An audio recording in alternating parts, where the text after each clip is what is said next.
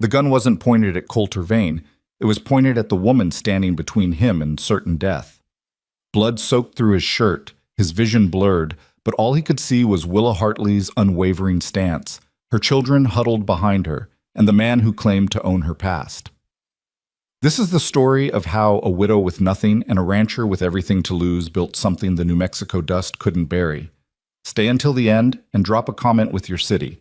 I want to see how far this story travels across the world. The heat came first.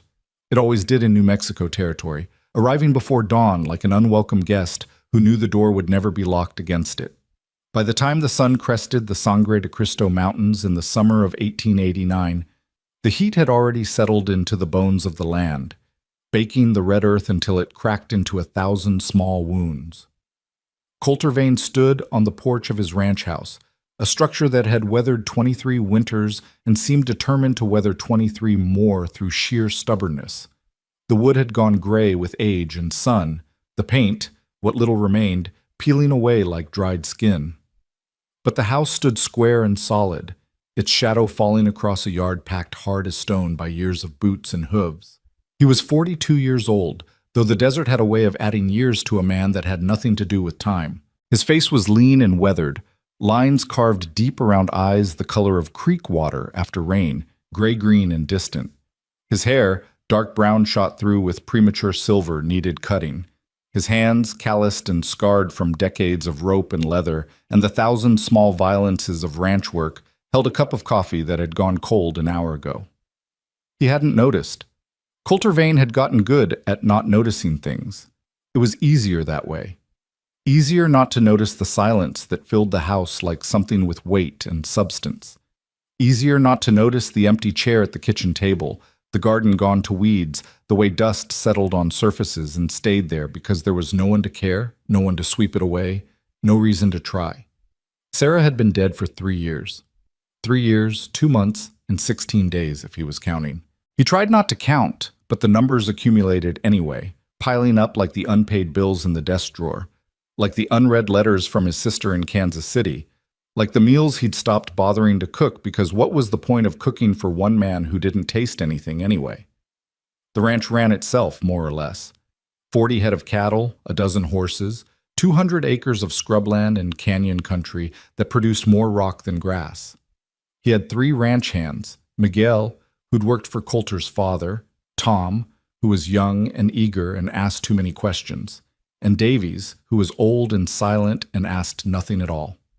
They kept the cattle alive, mended the fences, broke the horses that needed breaking. They didn't need Coulter for much except to sign their pay vouchers at the end of each month, which was fine. Coulter didn't need to be needed. He'd learned that lesson the hard way, learned it the night Sarah's fever broke wrong, and she'd slipped away while he held her hand and begged God for mercy that never came. Needing things, wanting things, it just gave the universe something to take from you. So he'd stopped needing, stopped wanting, stopped everything except the bare mechanics of survival. Wake up, drink coffee, check the stock, ride the property line, come home when the sun set, sleep if sleep came, and start again when the sun rose. Day after day after day, each one exactly like the last, until they blurred together into a single endless afternoon of dust and heat and silence. But the silence was getting harder to ignore.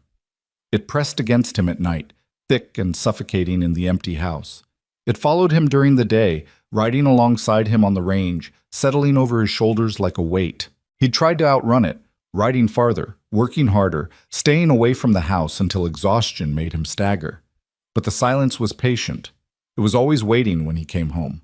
So when Miguel suggested, carefully, that maybe the boss should hire someone to cook and keep the house, Coulter had surprised himself by not refusing immediately. "You burning my meals, Miguel?" he'd asked, his voice rusty from disuse. Miguel had shifted his weight, his hat in his hands, choosing his words with care. Miguel was 63 and had known Coulter since Coulter was 10 years old, which meant he was one of the few people on Earth who could speak plainly without getting thrown off the property.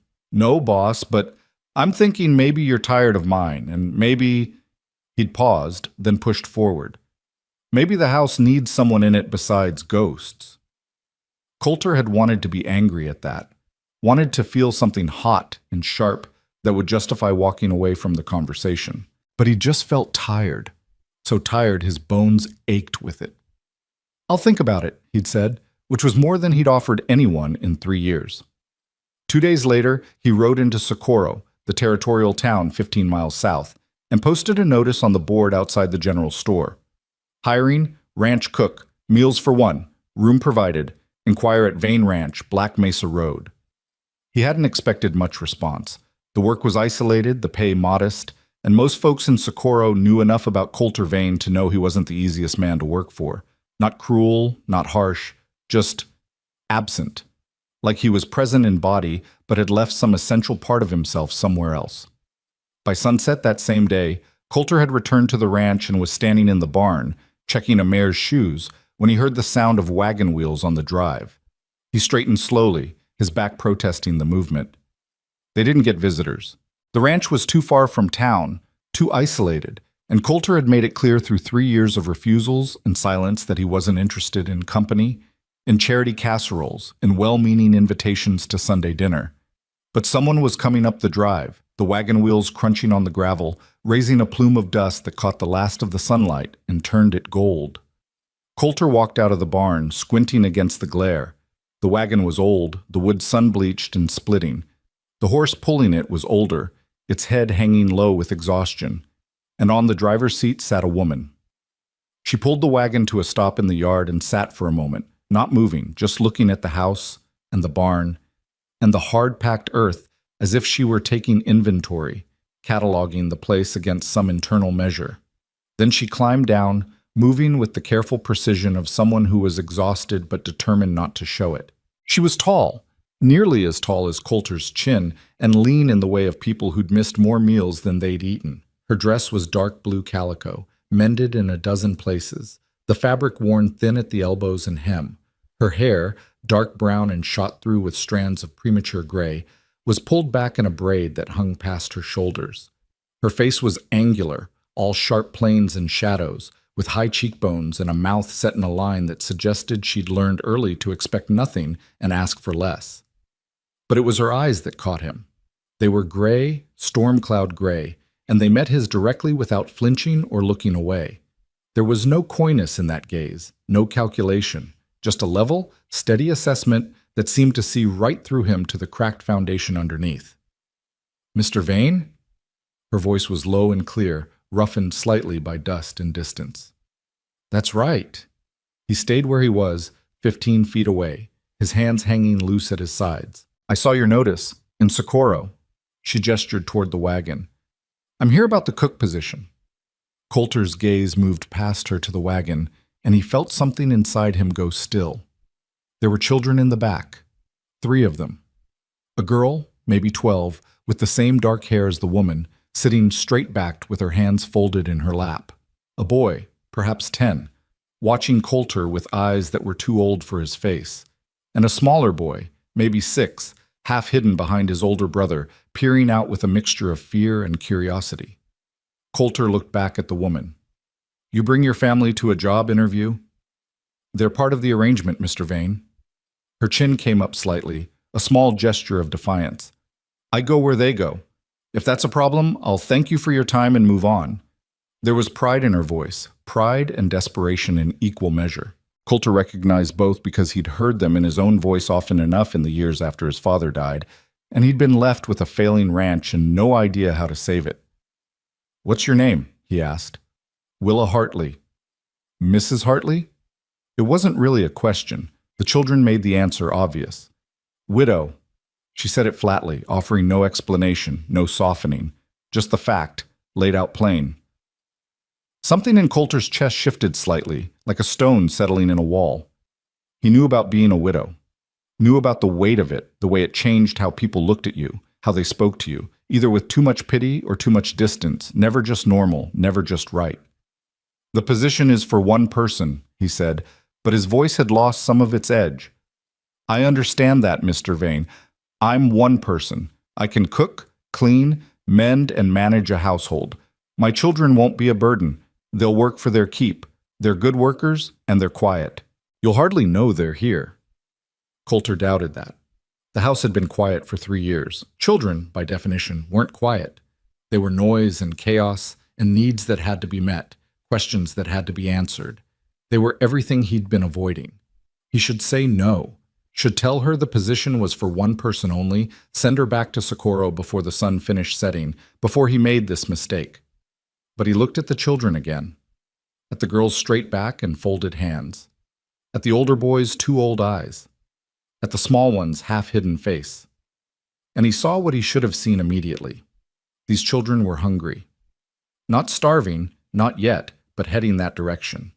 Their clothes were too large, taken in with careful stitching. Their faces were clean but gaunt. They sat in the wagon with the absolute stillness of children who'd learned that drawing attention could mean going without. "What happened to your husband?"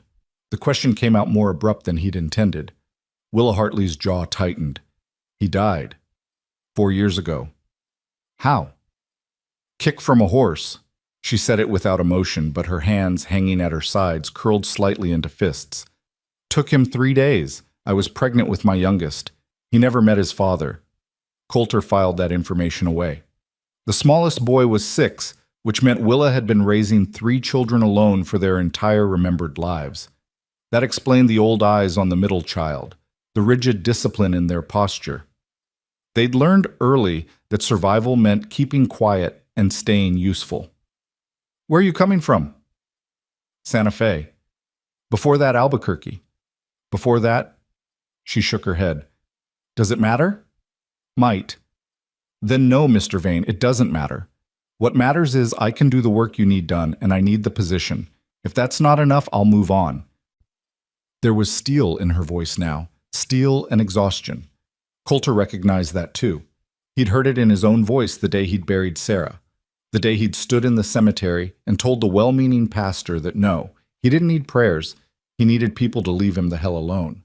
This woman, Willa Hartley, needed work and shelter and a chance to keep her children fed. She wasn't asking for charity or pity, she was asking for fair trade, her labor for his money and a roof over her family's heads. It was a business arrangement, nothing more. That's what Coulter told himself as he heard his own voice say, "Room's off the kitchen, used to be the housekeeper's quarters, back when my parents ran the place, hasn't been used in years. You'll need to clean it out." Willa Hartley went very still. "Are you offering me the position?" "I'm offering you a trial. 1 week. You cook, clean, keep the house. Your children stay out of the way. At the end of the week, if it's working, we'll talk terms." "What about payment?" $15 a month plus room and board for all 4 of you. It was low. Coulter knew it was low. But it was what he could afford, and from the way Willa's shoulders dropped slightly, releasing tension he hadn't realized she'd been holding, it was more than she'd expected. "That's acceptable," she said. "One more thing," Coulter's voice hardened slightly. "I keep to myself, Mrs. Hartley. I don't need conversation, I don't need company, and I don't need anyone trying to fix anything that isn't broken. You do your work, I'll do mine, and we'll get along fine. Understood?" Perfectly. Her gray eyes met his again, and this time he saw something like understanding in them. She knew what he was saying. "Stay out of my grief, and I'll stay out of yours. Miguel will show you where everything is. Supper's at 6. Don't make anything fancy." "Yes, sir." Coulter turned and walked back toward the barn, dismissing her without another word. He heard the wagon creak as she climbed back onto the seat, heard the quiet murmur of her voice speaking to her children, heard the horse's hooves as she drove the wagon around to the back of the house. He stood in the barn's shadow and tried to convince himself he hadn't just made a terrible mistake. By the time Coulter came in from the evening feeding, the sun had dropped behind the western mesa, painting the sky in shades of orange and purple that would have been beautiful if he'd been the kind of man who noticed such things anymore. The house, when he approached it, looked different. Light spilled from the kitchen windows, warm and golden. Smoke rose from the chimney, not the thin, grudging smoke of a banked fire, but the steady column of a fire tended by someone who knew what they were doing. And underneath the smell of dust and horse and his own sweat, Coulter caught something else, the scent of food cooking. Real food, not the beans and bacon he'd been living on for months. He paused on the porch, his hand on the door, and felt that strange shifting sensation in his chest again. The house hadn't looked like this, hadn't felt like this, in 3 years. It looked lived in, cared for, like a house instead of just a place to sleep when the day ended. He pushed the door open. The kitchen had been transformed. The floor, which had been gritty with tracked-in dirt, was swept clean. The table, which had been cluttered with old newspapers and unwashed plates, was clear except for a single place setting: plate, fork, knife, cup. The stove, which he'd been meaning to clean for months, gleamed. Even the air felt different, no longer stale and lifeless, but warm with cooking smells and something else. Lemon? Had she found the old lemon oil Sarah used to use on the furniture? Willa Hartley stood at the stove, her back to him, stirring something in a large pot. She'd changed her dress for an apron, worn but clean, and her braid hung down her back like a rope. The children were nowhere in sight. "Mrs. Hartley." She turned, her face composed. "Mr. Vane. Supper's ready. Beef stew, cornbread, and coffee. I found some dried apples in the pantry. I hope you don't mind, I made a small cobbler." Coulter moved to the table slowly, feeling like a stranger in his own house. "Where are your children?" "In our room. They've already eaten. They won't disturb you." She'd worked fast. The housekeeper's room was small, just barely large enough for a bed, a washstand, and a trunk. Fitting 4 people in there would be tight, but she'd managed it. He could hear nothing from behind the closed door. She'd meant what she said about them being quiet. Coulter sat down at the table, and Willa brought the food: a bowl of stew that actually steamed, a piece of cornbread with butter melting into its golden surface, a cup of coffee that smelled like coffee instead of mud. He picked up his spoon and tasted the stew. It was good. Better than good. The meat was tender, the vegetables cooked through but not mushy. The broth rich and seasoned with something he couldn't quite identify, but that made his mouth water. It was the kind of food that reminded him that eating could be something more than just necessary fuel. He was halfway through the bowl before he realized Willa was still standing by the stove, her hands folded in front of her, watching him with that same level, assessing gaze. "Aren't you going to eat?" he asked. "I'll eat after, Mr. Vane, with my children. That's not necessary. There's plenty. I prefer it this way." It wasn't about preference, Coulter realized. It was about boundaries. She was establishing the relationship, employer and employee, not family, not friends. She would cook for him, serve him, maintain his house. But she wouldn't sit at his table. She wouldn't pretend this was anything other than what it was: a business arrangement that allowed her to keep her children fed and him to avoid starving on his own bad cooking. He should have been relieved. It was exactly what he told her he wanted. No conversation, no company, no attempts to fix anything. Instead, he felt a small, unexpected twinge of something that might have been loneliness if he'd been willing to name it. "Suit yourself," he said, and went back to eating. He finished the meal in silence. The stew, the cornbread, the cobbler, all of it good, all of it reminding him of things he'd tried hard to forget. Sarah had been a good cook, back when she was well. The house had always smelled like this, warm and welcoming, a place you wanted to come home to at the end of a long day. He pushed the memories away with practiced efficiency.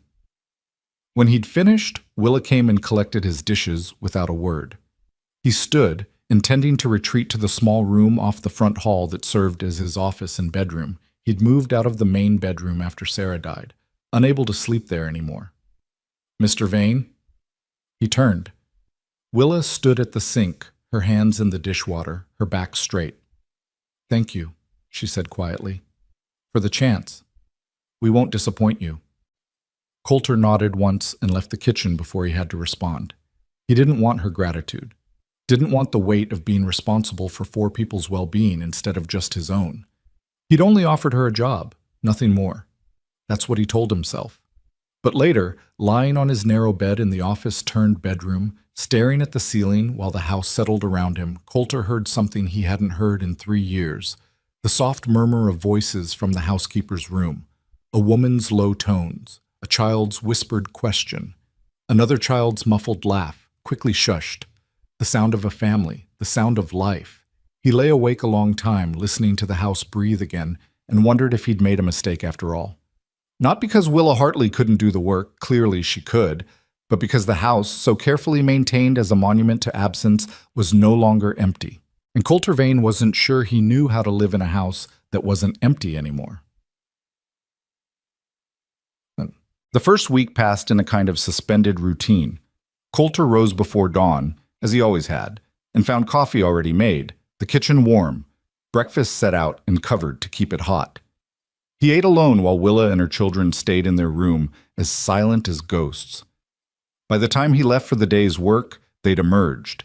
He could hear them moving through the house, Willa's voice giving quiet instructions, the children's footsteps light on the floorboards. He stayed away as much as possible. There was always work on a ranch, fences to mend, cattle to check, horses to exercise. He found reasons to ride to the far pastures, to check the water sources in the canyons, to inventory supplies in the line shack on the northern boundary. Anything to avoid the house and its new inhabitants. But the house had a way of pulling him back. At noon, he'd return to find lunch waiting, sandwiches wrapped in clean cloth, a jar of cold tea, sometimes cookies or cake if Willa had found the ingredients. At dinner, the same pattern, a hot meal, expertly prepared, served in a clean kitchen that no longer felt like a place where hope went to die. And slowly, despite his best efforts to remain detached, Coulter began to notice things. He noticed how Willa moved, efficiently, economically, never wasting motion or energy. She cooked with the confidence of someone who'd been doing it her whole life, measuring ingredients by eye, adjusting heat by instinct. She cleaned with the same quiet competence, working through the house room by room, restoring order to spaces that had fallen into neglect. He noticed the children, though they tried hard not to be noticed. The girl, Lark, he'd learned her name from overhearing Willa, was 12 and already carried herself like someone much older. She helped her mother without being asked, anticipating needs, moving through the house like a shadow. She had her mother's gray eyes and the same careful way of watching the world, as if she were constantly calculating risks and planning escapes. The older boy, Silas, was 10 and had appointed himself the man of the family. He was too serious, too watchful, his thin shoulders carrying a weight that should never have been placed on them. Coulter caught him one morning carrying water from the well, the buckets too heavy for his frame, but refusing to put them down or ask for help. And the youngest, Boone, 6 years old and the only one who sometimes forgot to be invisible. He was curious about everything, his eyes wide as he explored the boundaries of their new home. But whenever Coulter appeared, the boy would freeze like a rabbit that had spotted a hawk, then flee back to his mother's side. They were good children, quiet, disciplined, hard-working, everything Willa had promised. And that bothered Coulter more than he wanted to admit. Children shouldn't be that quiet, that disciplined. They should be loud and messy and asking endless questions. They should be children, not small adults who'd learned that survival meant making themselves invisible. On the fourth day, Coulter came back from the north pasture earlier than usual. One of the mares had thrown a shoe, and he'd decided to deal with it at the barn rather than in the field. He approached the house quietly, not meaning to eavesdrop, but not announcing himself either. The kitchen window was open to catch the afternoon breeze, and voices drifted out. "Mama, there's eggs in the hen house." That was Silas, his voice eager in a way Coulter had never heard. "6 of them. Can we keep them?" "Of course we can keep them, sweetheart. That's what hens are for." Willa's voice was warm, full of affection that she kept carefully hidden whenever Coulter was around. "Lark, can you help Silas collect them? Be gentle. We don't want to break any." "Yes, Mama." Lark's voice softer than her mother's, but with the same underlying strength. "What about me?" Boone's voice, high and plaintive. "I want to help." "You can help by setting the table for supper. Can you count to 4? "Yes. 1, 2, 3, 4. 3, Boone, 3. "Free," Willa laughed, a sound so unexpected that Coulter stopped moving entirely. It was a real laugh, unguarded and full of joy, the sound of a woman who loved her children and found pleasure in their presence despite everything life had thrown at them. It was the sound of someone who hadn't given up. Coulter stood frozen outside the window, listening to that laugh, and felt something crack inside him. Some piece of the armor he'd been wearing for 3 years, some carefully maintained distance, split down the middle. This woman had lost her husband, had spent 4 years struggling to keep her children fed and clothed and alive, moving from town to town, taking whatever work she could find, always one bad month away from complete disaster. She had every reason to be bitter, to be broken, to have given up. but she was laughing with her children over eggs in a hen house. Coulter backed away from the window and went to the barn to shoe the mare. His hands shook slightly as he worked, and he told himself it was just fatigue, just the heat, just anything except what it actually was. The first crack in a wall he'd built very carefully to keep himself from feeling anything at all. That evening, when he came in for supper, Willa served him roasted chicken with herbs, fresh bread, and green beans that must have come from the garden she'd already started resurrecting. There were eggs, scrambled with cheese, on the side. "The hens are laying again," she said as she set the plate down. "I fixed the hole in the coop wall where the fox was getting in. We should have eggs regularly now." Coulter looked at the food, then at her. "You fixed the coop?" "Yes, sir. Silas helped. He's good with a hammer." "He's 10 years old." "Yes, sir. Old enough to learn." There was something in her voice, not quite challenge, but close, a reminder that her children weren't burdens, that they earned their keep, that she wouldn't accept his charity without giving fair value in return. "I would have fixed it," Coulter said. "I'm sure you would have, Mr. Vane, when you had time. But I had time today, so I took care of it." She went back to the stove, leaving him with his meal and his thoughts. Coulter ate slowly, tasting the chicken, perfectly roasted, the skin crispy and the meat tender, and wondered when he'd lost the ability to accept help. When he'd started seeing every kindness as an intrusion, every offer of assistance as pity in disguise. Probably around the same time he'd stopped tasting food, stopped noticing sunsets, stopped living in anything but the most technical sense of the word. "Mrs. Hartley?" She turned, her eyebrows raised slightly. "Yes, sir?" "The chicken is good, best I've had in years." Something shifted in her expression, not quite a smile, but a softening, a brief lowering of the careful guard she kept up around him. "Thank you, Mr. Vane. I'm glad you're pleased." After that, things shifted slightly between them. Not much.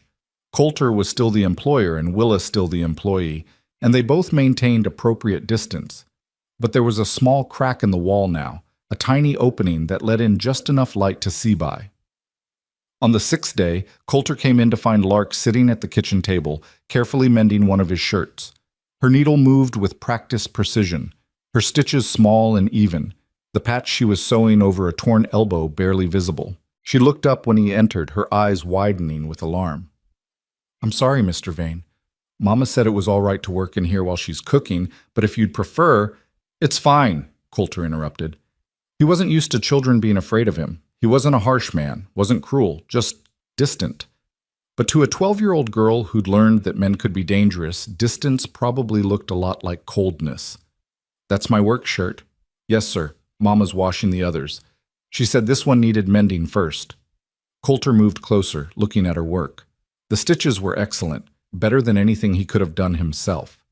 "Where'd you learn to sew like that?" "Mama taught me. She used to work as a seamstress sometimes. Before—" Lark trailed off, her face shuddering closed. "Before what?" But Lark just shook her head and went back to her sewing, her shoulders hunching slightly, as if she expected to be punished for not answering. Coulter let it go.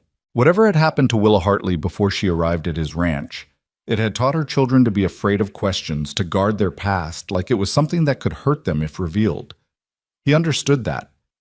He'd been guarding his own past for 3 years now. "Thank you," he said quietly, "for mending the shirt." Lark looked up, surprise clear on her young face. "You're welcome, Mr. Vane." It was a small exchange, barely worth noting, but it was the first real conversation Coulter had had with any of the children, and as he walked away, he realized he'd actually enjoyed it. Lark was smart, careful, and skilled beyond her years.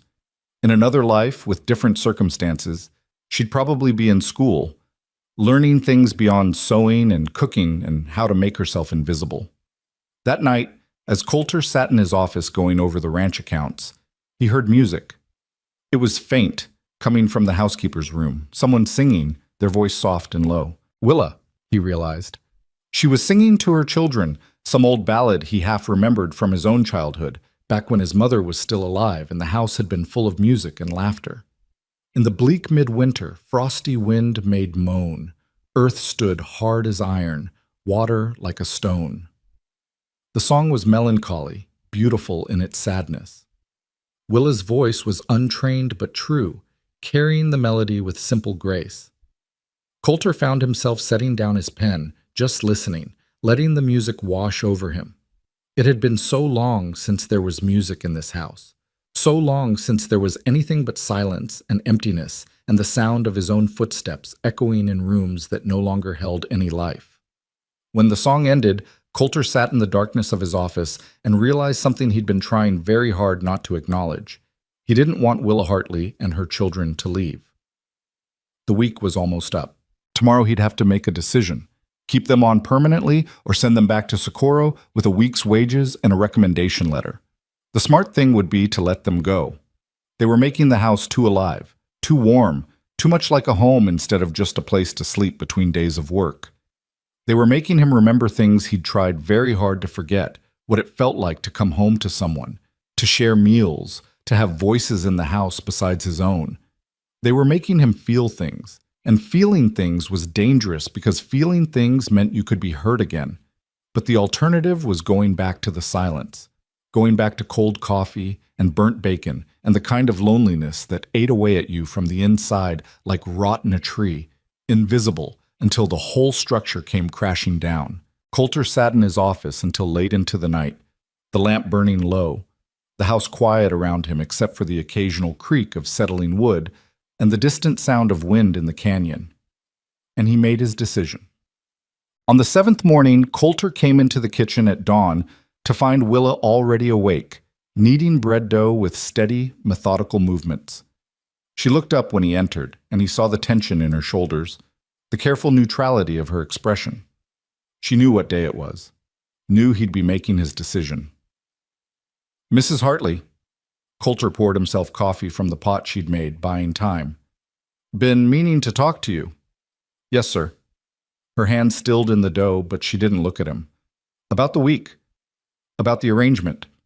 He took a breath, surprised to find he was nervous. When had he last been nervous about anything? "If you're willing, I'd like to make it permanent. Same terms, $15 a month, room and board for all 4 of you." Willa's hands resumed their movement, kneading the dough with perhaps slightly more force than necessary. "That's acceptable, Mr. Vane. Thank you." Her voice was carefully level, but Coulter caught the slight tremor underneath. Relief, he realized. She'd been afraid he'd send them away, send them back out onto the road with nothing but a week's wages and nowhere to go. "There's one condition," he added. Willa's hands stilled again. "Sir?" "Your boy, Silas, he's good with his hands, you said. If he's interested, Miguel could teach him ranch work. Nothing dangerous, just fence mending, basic animal care, that kind of thing. He'd be paid, same as the other hands. Not full wages, but fair for his age and experience." This time Willa did look at him, her gray eyes wide with surprise. "You'd pay him?" "He'd be working. Of course I'd pay him."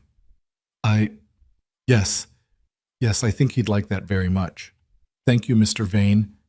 Coulter nodded once and retreated with his coffee before the conversation could get any more complicated. But as he left, he caught sight of Willa's reflection in the window glass. She was smiling, a real smile, unguarded and full of something that looked like hope.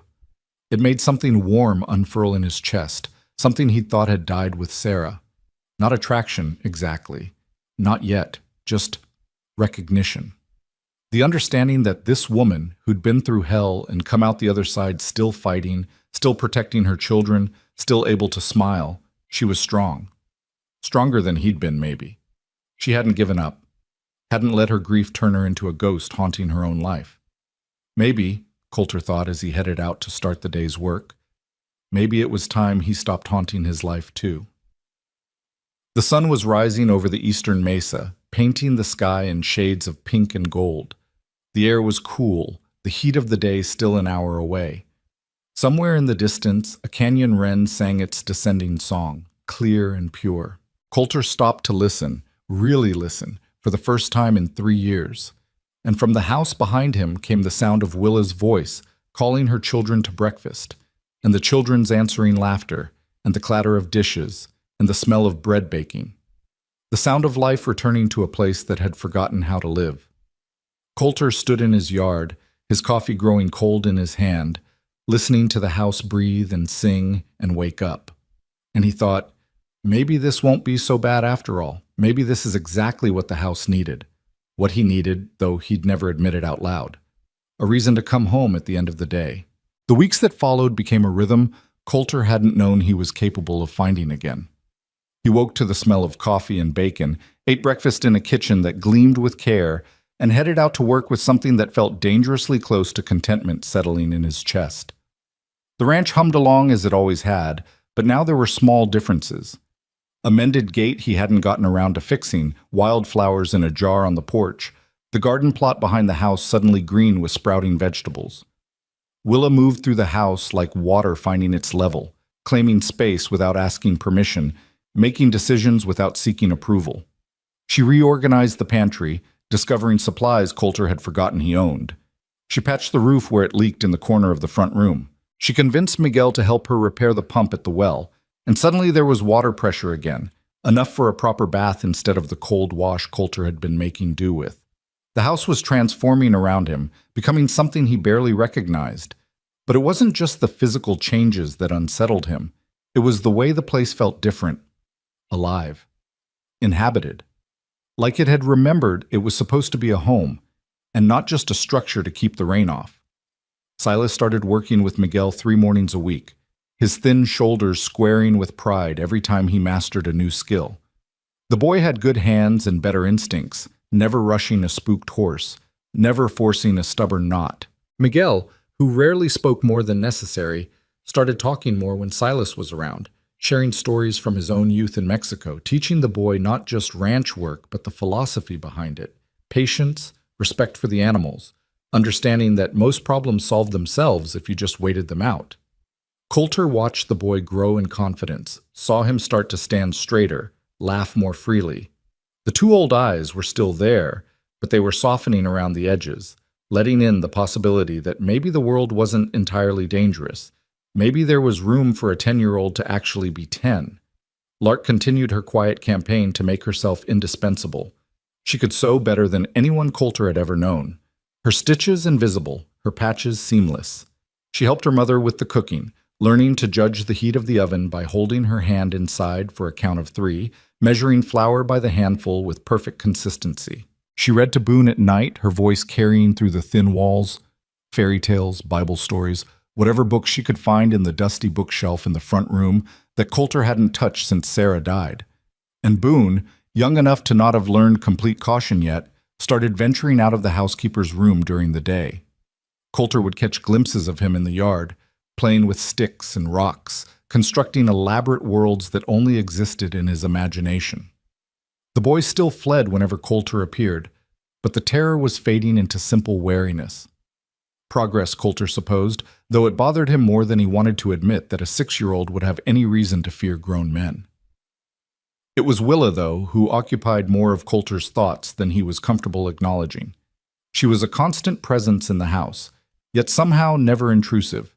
She anticipated his needs without hovering, maintained appropriate distance without coldness. She was exactly what he'd asked for, efficient, competent, invisible when he wanted to be alone. But he was starting to notice things he shouldn't be noticing. The way she moved through the kitchen, her hands sure and graceful. The way she tucked loose strands of hair behind her ear when she was concentrating. The way her face softened when she looked at her children, all the hardness and wariness melting into pure maternal love. The sound of her voice in the evening, singing those old ballads, turning the house into something that felt like sanctuary. He told himself it didn't matter. Told himself she was his employee, nothing more, and any thoughts beyond that were inappropriate and unwelcome. She'd given no indication she saw him as anything other than her employer, distant, damaged, better left alone, which was exactly how he wanted it, had to be how he wanted it, because the alternative was unthinkable. One evening in late July, nearly 6 weeks after Willa and her children had arrived, Coulter came in from a particularly brutal day to find the kitchen empty. No Willa at the stove, no smell of cooking, no signs of preparation. The house was quiet in a way that immediately set his nerves on edge. Not the peaceful quiet of evening, but the tense quiet of something wrong. He moved through the house quickly, checking rooms. The housekeeper's room door was closed. He knocked. "Mrs. Hartley." A long pause, then Lark's voice, carefully controlled. Mama's not feeling well, Mr. Vane. She asked me to tell you she's sorry about supper. Coulter stood on the other side of the door, his hand still raised from knocking. In 6 weeks, Willa had never missed a meal, never failed to complete a task, never shown any weakness or vulnerability. She carried her burdens silently, never complaining, never asking for help. Which meant whatever was wrong was serious enough that she couldn't hide it. What's wrong with her? He asked through the door. Another pause, then quieter. She won't say, but she's been sick all day. Sick could mean 1,000 things, from a simple cold to something much worse. Coulter thought about just walking away, letting Willa handle her own problems. She was a grown woman, after all, and he'd made it clear he didn't want involvement in her personal life. But the thought of her suffering in silence, trying to hide illness from her children to avoid worrying them, trying to hide it from him to avoid seeming weak, it bothered him more than it should have. I'm coming in, he said. Mr. Vane, I don't think... He opened the door before Lark could finish her protest. The small room was dim, lit only by a single lamp turned low. All 3 children were there, Lark sitting on the edge of the bed, Silas standing against the wall looking worried, Boone curled in the corner with his thumb in his mouth, a habit Coulter had never seen him display before. And on the bed, propped against the wall because there wasn't enough room for pillows, Willa lay with her eyes closed, her face pale and drawn, a sheen of sweat on her forehead despite the evening cool. Coulter crossed to the bed in 3 strides. Mrs. Hartley. Her eyes opened slowly, focusing on him with difficulty. Mr. Vane, I apologize. I'll have supper ready in just a moment. I just need to... She tried to sit up, swayed, and would have fallen if Coulter hadn't caught her shoulders. You're not cooking anything, he said firmly. How long have you been sick? I'm not sick, just a headache. I'll be fine. Mama's been throwing up since this morning, Silas said quietly from his position against the wall. His voice was steady, but his eyes were frightened. And she fainted when she tried to do the washing. Willa shot her son a look that might have been reproachful if she'd had the strength for it. Silas, I told you not to worry, Mr. Vane with... When did you last eat? Coulter interrupted. She blinked at him, confused by the question. This morning. Maybe. I don't remember. And before that? I don't see what... Before that, Mrs. Hartley? When did you last have a proper meal? She looked away, her jaw setting stubbornly. I've been eating. Not enough, Lark said softly. Mama always makes sure we eat, but she... The girl trailed off, her eyes filling with tears she was too proud to let fall. She gives us her portions, says she's not hungry. Something hot and sharp twisted in Coulter's gut. He'd been paying Willa $15 a month plus room and board, but the board was only what she cooked. If she was giving her food to her children and pretending she wasn't hungry, she'd been essentially starving herself for 6 weeks while working herself to exhaustion keeping his house and cooking his meals. And he hadn't noticed, hadn't paid attention, had been too wrapped up in his own carefully maintained distance to see that the woman working for him was literally making herself sick to keep her children fed. Lark, he said, his voice coming out rougher than intended. Go to the kitchen. Make your mother some broth. There's beef bones in the cold box and vegetables. Not a full stew, just something light. Silas, go with her and help. Boone, he looked at the small boy still curled in the corner. Can you stay here and keep your mama company? Boone nodded mutely, his thumb still in his mouth. Lark and Silas left quickly, clearly relieved to have something to do, some way to help. Coulter turned back to Willa, who was watching him with an expression he couldn't quite read. Embarrassment, maybe, or anger at being exposed as needing help. You should have said something, he told her. I'm managing fine. You fainted doing the washing. That's not managing fine. I just need to rest. I'll be back to work tomorrow. No, you won't. Coulter sat down on the edge of the bed, careful not to jostle her. You'll stay in bed until you've recovered. The house won't fall apart for a few days. Mr. Vane, that's not acceptable. You hired me to... I hired you to cook and keep house, not work yourself to death. He paused, choosing his next words carefully. Why didn't you tell me the food wasn't enough? Willa looked away, her hands twisting in the thin blanket covering her. It's enough. More than enough. I'm just not good at managing it, that's all. I'll do better. Mrs. Hartley.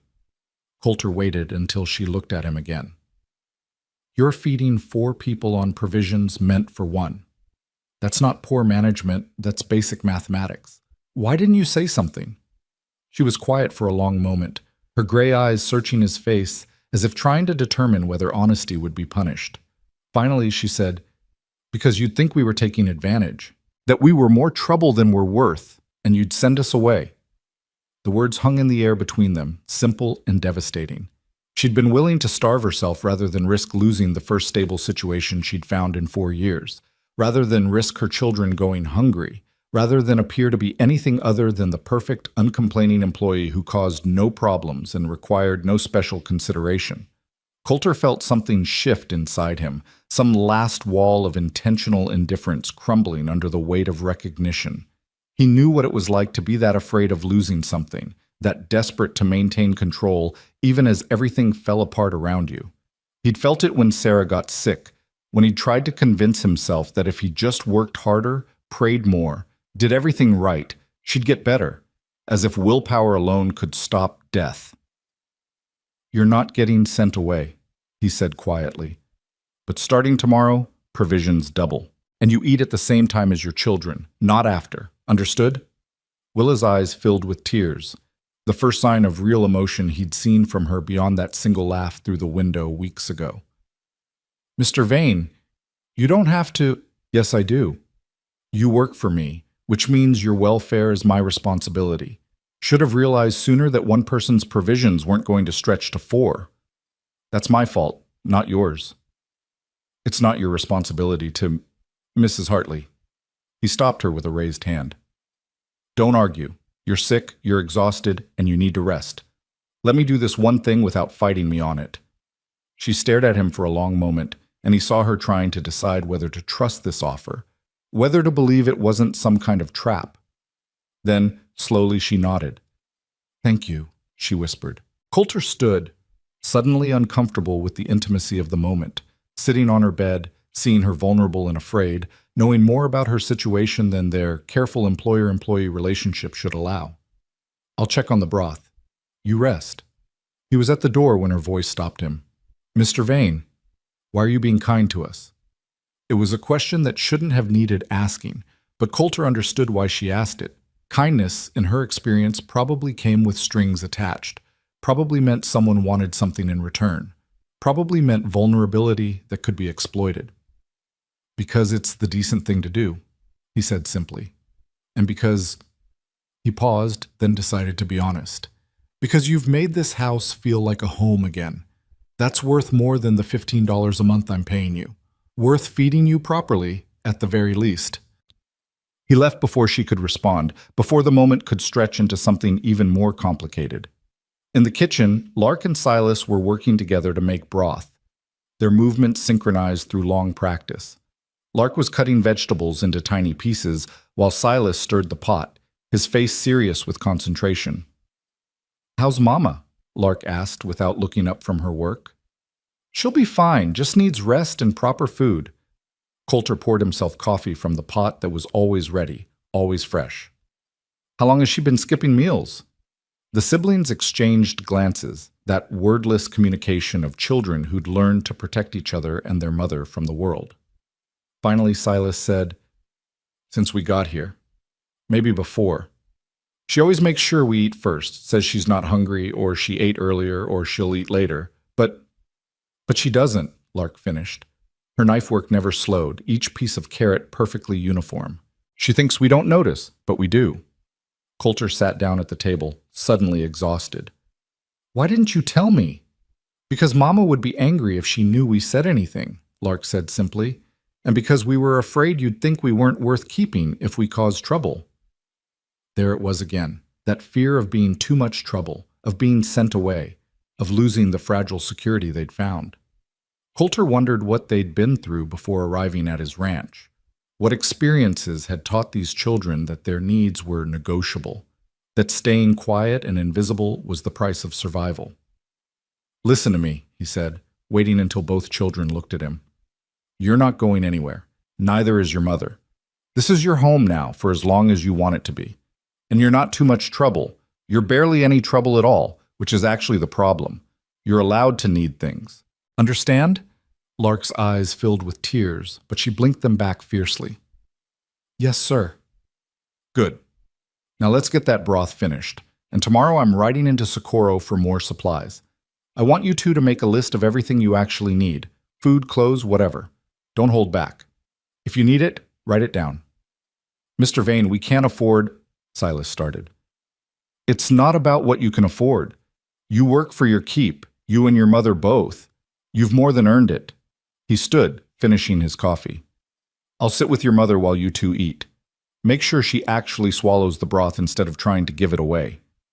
He returned to the housekeeper's room with a cup of water to find Willa exactly where he'd left her, Boone now curled up beside her on the narrow bed, his small body pressed against her side. She had one arm around him, her fingers carting through his hair with automatic maternal tenderness. "He's asleep," she murmured as Coulter entered. Poor thing was so worried. "He's not the only one." Coulter set the water down on the small table beside the bed. "Your other two are finishing the broth. They'll bring it in when it's ready. You don't have to stay. I know you prefer to keep to yourself. I'm staying until you've eaten something." He pulled over the room's single chair and sat down. "Otherwise, you'll convince Lark to give it to Boone, or save it for later, or some other excuse."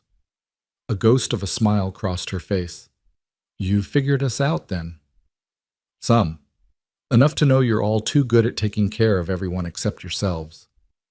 Willa looked down at Boone's sleeping face, her expression softening. "They're all I have, Mr. Vane. Everything I do is to keep them safe, fed, alive. That means I go hungry sometimes." She shrugged. "It's a small price." "It's not sustainable. You collapse? Who takes care of them then?" "I won't collapse. I'm stronger than I look." "I don't doubt your strength, Mrs. Hartley. I doubt your judgment when it comes to your own welfare." He leaned forward, elbows on his knees. "You can't pour from an empty cup. If you destroy yourself trying to care for them, you're not helping anyone." She was quiet for a moment, her hand still moving through Boone's hair. Then softly, "You sound like you're speaking from experience." Coulter hadn't meant to reveal anything personal, but he supposed turnabout was fair play. If he was demanding honesty from her, he could offer some in return. "My wife died 3 years ago. Consumption. Took her 6 months. I spent that whole time trying to be strong for her, trying to keep the ranch running, trying to convince myself that if I just worked hard enough, prayed hard enough, wanted it badly enough, she'd get better." He paused. "She died anyway. And I learned that destroying yourself trying to save someone else doesn't actually save them. It just means you're both destroyed." Willa's gray eyes were luminous in the lamplight. "I'm sorry. About your wife." "Sarah. Her name was Sarah." "Sarah," Willa repeated softly. "That's a beautiful name." They sat in silence for a moment, two people who'd both learned the hard way that love couldn't protect against loss, that wanting something desperately didn't make it happen, that sometimes the world took things from you and didn't care how much it hurt.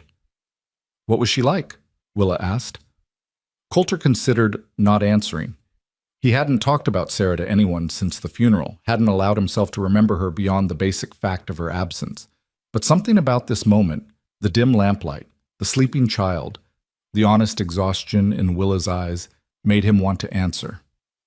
"Kind," he said finally. "She was kind in a way that most people aren't. Saw the best in everyone even when there wasn't much best to see. She could make friends with a rattlesnake if she had a mind to." He smiled slightly at the memory. "Used to drive me crazy, the way she'd invite every drifter and traveling preacher to dinner. I'd come in from the range to find half the town in my kitchen, and Sarah laughing in the middle of it all like she'd planned a party instead of just offering hospitality to whoever needed it." "You miss her," Willa said. It wasn't a question. "Every day, but—" He hesitated, then pushed forward. "These past weeks, with you and your children here, it's been easier. The house doesn't feel as empty. The silence doesn't weigh as much. So thank you for that." Willa looked like she wanted to say something, but before she could, Lark appeared in the doorway with a bowl of steaming broth, Silas right behind her carrying a spoon and napkin. "It's ready, Mama," Lark said softly. Coulter stood. "I'll let you eat in peace, but I'll be checking later to make sure that bowl's empty." "Yes, sir," Willa said, and there was something in her voice, warmth, maybe, or gratitude, or the beginning of trust. He left her with her children and went out to the porch, breathing in the night air, trying to process the unexpected intimacy of the last hour. He'd revealed more about himself in that conversation than he had to anyone in 3 years. And instead of feeling exposed or vulnerable, he just felt lighter, like some pressure he hadn't known he was carrying had released slightly. The stars were coming out, brilliant against the darkening sky. A coyote called from the canyon, lonely and wild. The desert at night was a different world from the desert by day, cooler, softer, full of secrets and shadows. Coulter stood on his porch and thought about empty cups and sustainable sacrifice, and the difference between strength and stubbornness. Thought about Willa Hartley, who'd been willing to starve herself for her children, and how that was both admirable and deeply foolish. Thought about how much she reminded him of himself. Too proud to ask for help, too determined to handle everything alone. Too afraid that needing something meant being weak. He'd have to watch her more carefully now. Make sure she was actually eating, actually resting, actually letting herself be human instead of just a machine designed to serve others. It would mean paying more attention, being more involved, crossing some of the careful boundaries he'd established. It would mean caring, which he'd been trying very hard not to do. But looking at the warm light spilling from the kitchen window, hearing the soft murmur of voices from inside, Willa's children helping her eat, teasing her gently, their worry transforming into relief, Coulter realized he'd already crossed that line somewhere along the way. He already cared about Willa, about her children, about whether they were happy and healthy and safe. The question now was what he was going to do about it. The answer, he supposed, would have to wait for morning. For now, he had a ranch to run, supplies to order, and a household to feed properly. The complicated feelings could sort themselves out later. Or so he told himself as he stood on the porch under the rising stars, listening to the house breathe and sing behind him. No longer empty, no longer silent, no longer just a monument to grief, but something beginning to resemble hope. The supplies arrived 3 days later, 2 full wagon loads that made Willa's eyes go wide when she saw them being unloaded. Flour and sugar in quantities she'd probably never seen in one place. Salt pork and dried beans, canned goods and fresh vegetables, coffee and tea and luxuries like chocolate and dried fruit that made the children stare in wonder. Coulter had also included bolts of fabric, sturdy cotton for everyday wear, softer calico for Sunday clothes, and leather for new boots because he'd noticed the children's shoes were held together mostly by hope and careful stitching. Willa had tried to protest, standing in the kitchen doorway with her hands twisted in her apron, but Coulter had cut her off before she could start. "You work for me, you're outfitted properly. End of discussion." She'd looked at him for a long moment, her gray eyes searching his face for something he couldn't name. Then she'd simply nodded and turned back to help her children sort through the supplies, her voice bright with forced cheerfulness as she explained what they'd use for what meals, how the fabric would be cut and sewn, how they'd need to be careful not to waste anything. Always careful. Always conscious that abundance could disappear as quickly as it arrived. Always preparing for the next loss, the next hardship, the next time the world decided to take something away. Coulter understood that mindset. He'd lived it himself after his father died and left him with a failing ranch and debts he'd spent 5 years paying off. The difference was that Willa had been living it for 4 years with 3 children depending on her, moving from town to town, taking whatever work she could find, always 1 bad month away from complete disaster. The fact that she was still fighting, still hopeful, still capable of laughing with her children over a bolt of blue calico, that spoke to a strength Coulter was only beginning to appreciate. The weeks that followed settled into a new rhythm. Willa recovered her health quickly once she was eating properly, color returning to her face, energy to her movements. She cooked with obvious pleasure now, no longer rationing every ingredient like it might be the last, experimenting with recipes she remembered from better times. The kitchen became the heart of the house, always warm, always smelling of something good, always ready to welcome whoever needed food or comfort or just a place to sit for a while. Silas continued working with Miguel, and the bond between the old ranch hand and the young boy deepened into something like family. Miguel taught him to read horse behavior, to spot lameness before it became serious, to mend tack and treat minor injuries. But more than that, he taught him that being a man didn't mean never showing weakness, never asking for help, never admitting when something was too heavy to carry alone. Lessons. Coulter wished someone had taught him at Silas's age, before he'd spent decades trying to be strong enough to handle everything himself. Lark blossomed in quieter ways. She took over the garden entirely, coaxing vegetables from soil that had been neglected for years, her patient hands somehow convincing reluctant plants to grow despite the harsh sun and limited water. She read voraciously, working her way through the dusty books in the front room, poetry and history, and novels that transported her somewhere beyond the New Mexico desert. And she watched her mother with protective awareness, ready to step in whenever Willa pushed herself too hard, ready to take over tasks before they needed doing. Too responsible for 12, Coulter thought. But then again, children who'd survived what these three had survived grew up fast. They didn't have the luxury of childhood innocence, of believing the world was safe, and parents were invulnerable, and tomorrow would definitely come. Boone, young enough to still believe in possibilities, slowly came out of his shell. He started venturing farther from the house, exploring the barn and the corrals, watching the horses with fascinated eyes. He still fled whenever Coulter appeared, but the terror had faded to cautious uncertainty. Progress, even if it was slow. One evening in early August, Coulter was in the barn checking on a mare who'd been favoring her left foreleg when he heard small footsteps behind him. He turned to find Boone standing in the doorway, silhouetted against the sunset, his small hands clenched at his sides like he was gathering courage. Coulter stayed very still, instinct telling him that any sudden movement would send the boy running. "Hey there, Boone." The boy didn't answer, just stood frozen in the doorway. "You looking for something?" Coulter kept his voice low and easy, the tone he'd use with a spooked horse. Boone shook his head, then nodded, then shook his head again, clearly conflicted. "It's all right. You can come in if you want. Or stay there. Either way's fine." After a long moment, Boone took 3 careful steps into the barn, his eyes huge in his small face. "Is the horse sick?" It was the first time the boy had spoken directly to him. Coulter felt something warm unfold in his chest. "Just a little sore.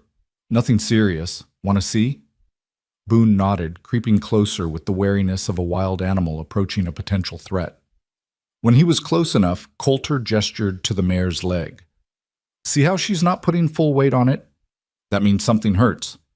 So we check her hoof first, make sure there's no stone or thorn. Then we check the leg for swelling or heat. Feel here." He guided Boone's small hand to the mare's leg, keeping his own hand underneath to catch the boy if he spooked. "Feel how it's a little warm? That means inflammation.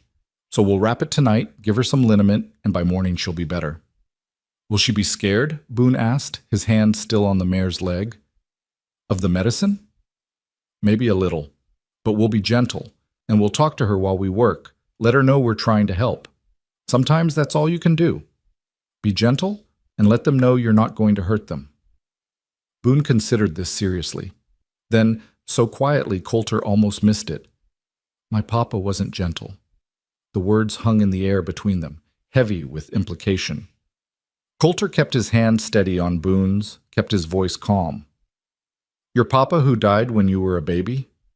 "No, Mama's husband. He died before I was born. But there was another papa after, in Santa Fe." Boone's voice was matter-of-fact, a child reciting information he didn't fully understand. "He yelled a lot, and sometimes he hit Mama. And then there was a fire and we had to leave, and Mama said we'd never see him again." Coulter felt something cold and sharp settle in his gut. The pieces were starting to come together. Willa's wariness around men, the children's fear of drawing attention, the way they'd all learned to make themselves invisible. There had been someone after her husband died, someone who'd hurt her, hurt them. And they'd fled, probably in the middle of the night, probably with nothing but what they could carry, probably scared for their lives. "Your mama was right," Coulter said carefully. "You won't see him again. You're safe here." "Promise?" Boone looked up at him with eyes that had seen too much for 6 years old. Promise. Nobody's going to hurt you or your mama or your brother and sister. Not while you're on this ranch. Boone studied his face for a long moment, measuring the truth of that statement with the instincts of a child who'd learned early that adults didn't always keep their promises. Then, apparently satisfied, he nodded and turned his attention back to the mare. Can I help with the medicine? Sure. Go get that jar on the shelf there, the one that says liniment, and bring those bandages. They worked together in the dimming light, Coulter showing Boone how to apply the liniment with gentle circular motions, how to wrap the bandage snug but not too tight, how to talk to the mare in low, soothing tones so she knew they meant no harm. The boy was careful and patient, his small hands surprisingly capable, his concentration absolute. When they finished, Boone stood back and admired their work. She looks better already. She will be better by morning. Good job, Boone. The boy beamed at the praise, his whole face transforming from wary to radiant. Then, before Coulter could react, Boone darted forward and wrapped his arms around Coulter's leg in a brief, fierce hug before running out of the barn toward the house, his footsteps light and quick. Coulter stood frozen, staring after him, something painful and sweet expanding in his chest. It was such a simple thing, a child's hug, spontaneous and trusting. But it meant Boone had decided he was safe, that he could be trusted, that he was someone worth hugging instead of someone to fear. When had Coulter last been trusted like that? When had anyone looked at him and seen someone worth approaching instead of someone better left alone? He finished up in the barn slowly, checking the other horses, making sure everything was secure for the night. By the time he walked back to the house, full dark had fallen and the stars were brilliant overhead, the Milky Way a river of light across the black sky. The kitchen was bright and warm when he entered. Willa stood at the stove, stirring something that smelled like heaven. Lark sat at the table, reading aloud from a book of poetry, while Silas carved a piece of wood into some shape only he could see yet. And Boone, still flushed with excitement, was setting the table, counting under his breath to make sure he got all 4 places correct. They all looked up when Coulter entered, and for just a moment the scene was so perfectly domestic, so completely normal, that it hurt. This was what family looked like. This was what home felt like. And for 3 years he'd been living in this house without either, just going through the motions, waiting for something he couldn't name.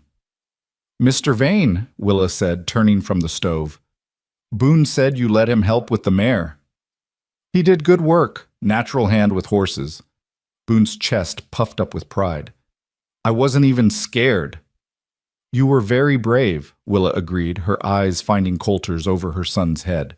In that look was gratitude, understanding, and something else, a question maybe, or an acknowledgement that something was changing between them, the careful boundaries they'd maintained starting to blur.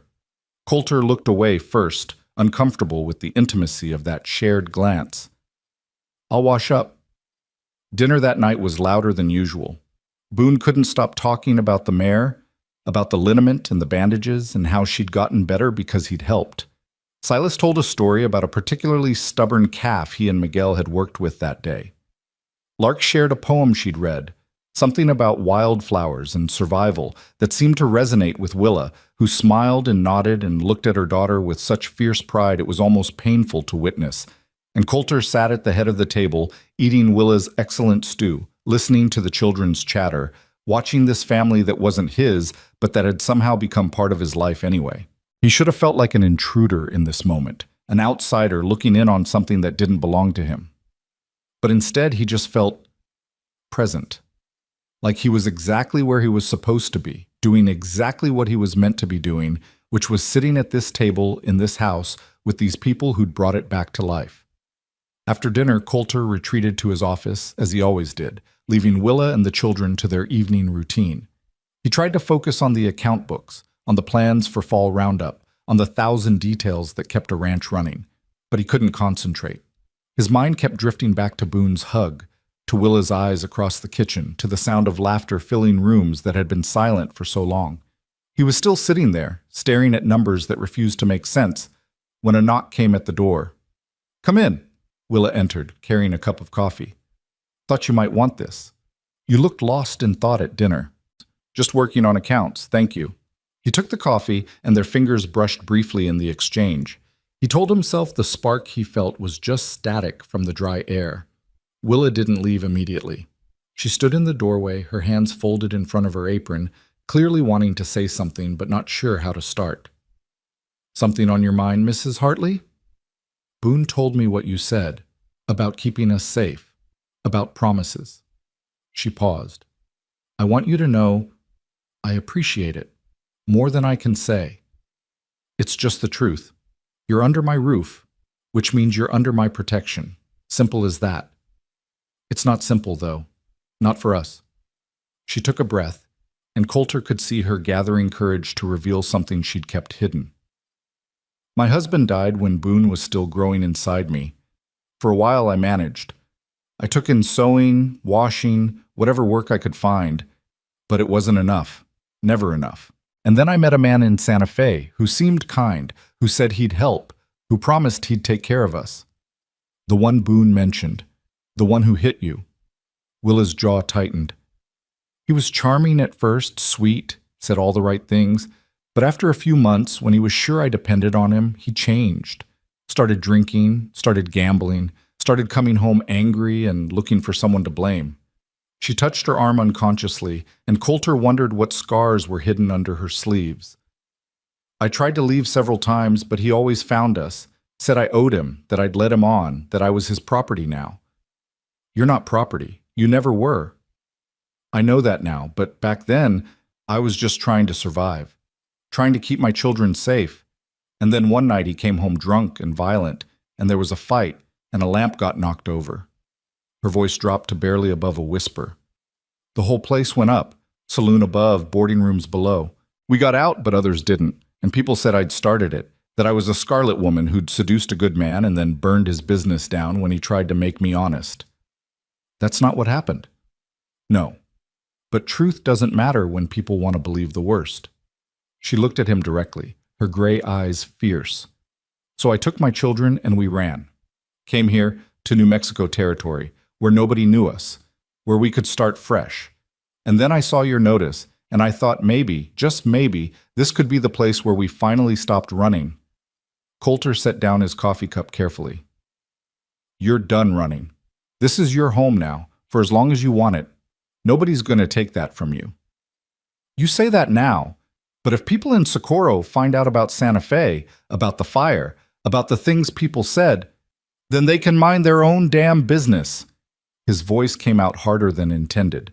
"You're not responsible for what some violent drunk did. You're not responsible for what some gossiping fools said about it. And anyone who has a problem with you having work and shelter will have to go through me first." Willa's eyes filled with tears, but she blinked them back fiercely. "Why? Why do you care what happens to us?" It was the same question she'd asked weeks ago when he'd sat beside her bed and promised to feed her properly. And Coulter still didn't have a good answer, or at least not one he was ready to speak aloud. Because caring about her children, meant opening himself up to the possibility of loss again, meant investing in something that could be taken away, meant feeling things he'd sworn he was done feeling. But sitting here in his office, looking at this woman who'd survived things that would have broken most people, who'd kept her children safe and whole despite impossible odds, who'd walked into his life and transformed his house from a tomb into a home, he couldn't lie to her. Couldn't pretend he didn't care when it was becoming increasingly obvious that he did. "Because you remind me that strength isn't about never falling down," he said finally. "It's about getting back up. And you've gotten back up more times than anyone should have to. That deserves respect, deserves support, deserves someone in your corner instead of always fighting alone." Willa stood very still, processing his words. Then, quietly, "Thank you for seeing me, for seeing us, for giving us a chance when you didn't have to. You've more than earned it." She nodded once, then turned to leave. But at the doorway she paused and looked back. "Mr. Vane? Sarah was lucky to have you. I hope she knew that." Before he could respond, she was gone, leaving him alone with his cold coffee and the echo of her words. Sarah had known. At least, he hoped she had. He'd tried to be a good husband, tried to give her everything she needed, tried to make her happy. But in the end, none of it had mattered. Love hadn't been enough to save her, and all his trying had just meant he'd watched helplessly while she slipped away. He didn't want to feel that helpless again. Didn't want to care about someone so much that losing them would destroy him. But looking at the doorway where Willa had stood, remembering the way her voice had cracked when she thanked him, the way her eyes had shone with unshed tears, he realized it might already be too late. He already cared, already felt protective, possessive even, of this family that had arrived on his doorstep with nothing and had somehow given him back something he'd thought was lost forever.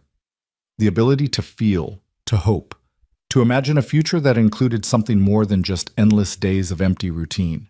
It was terrifying and exhilarating in equal measure, and Coulter didn't know what to do with any of it except sit in his office and try not to think about how Willa's eyes had looked in the lamplight, how her voice had sounded when she'd called Sarah lucky, how much he wanted to promise her things he had no business promising. The next morning dawned clear and hot, promising another scorching August day. Coulter rose early and headed out to check the north pasture fence line, something he'd been putting off for weeks. It was hard work, hot and tedious, requiring miles of riding and careful examination of every post and wire. But it needed doing, and it would keep him away from the house, from Willa, from the complicated feelings he was trying very hard not to examine too closely. He'd made it about 6 miles out, deep in canyon country, where the land folded into shadows and secrets, when he heard the sound that made every rancher's blood run cold. Distant gunfire. 3 shots in quick succession, then a pause, then 2 more. Could be hunters. Could be someone dealing with a rattlesnake or injured animal. Could be nothing at all.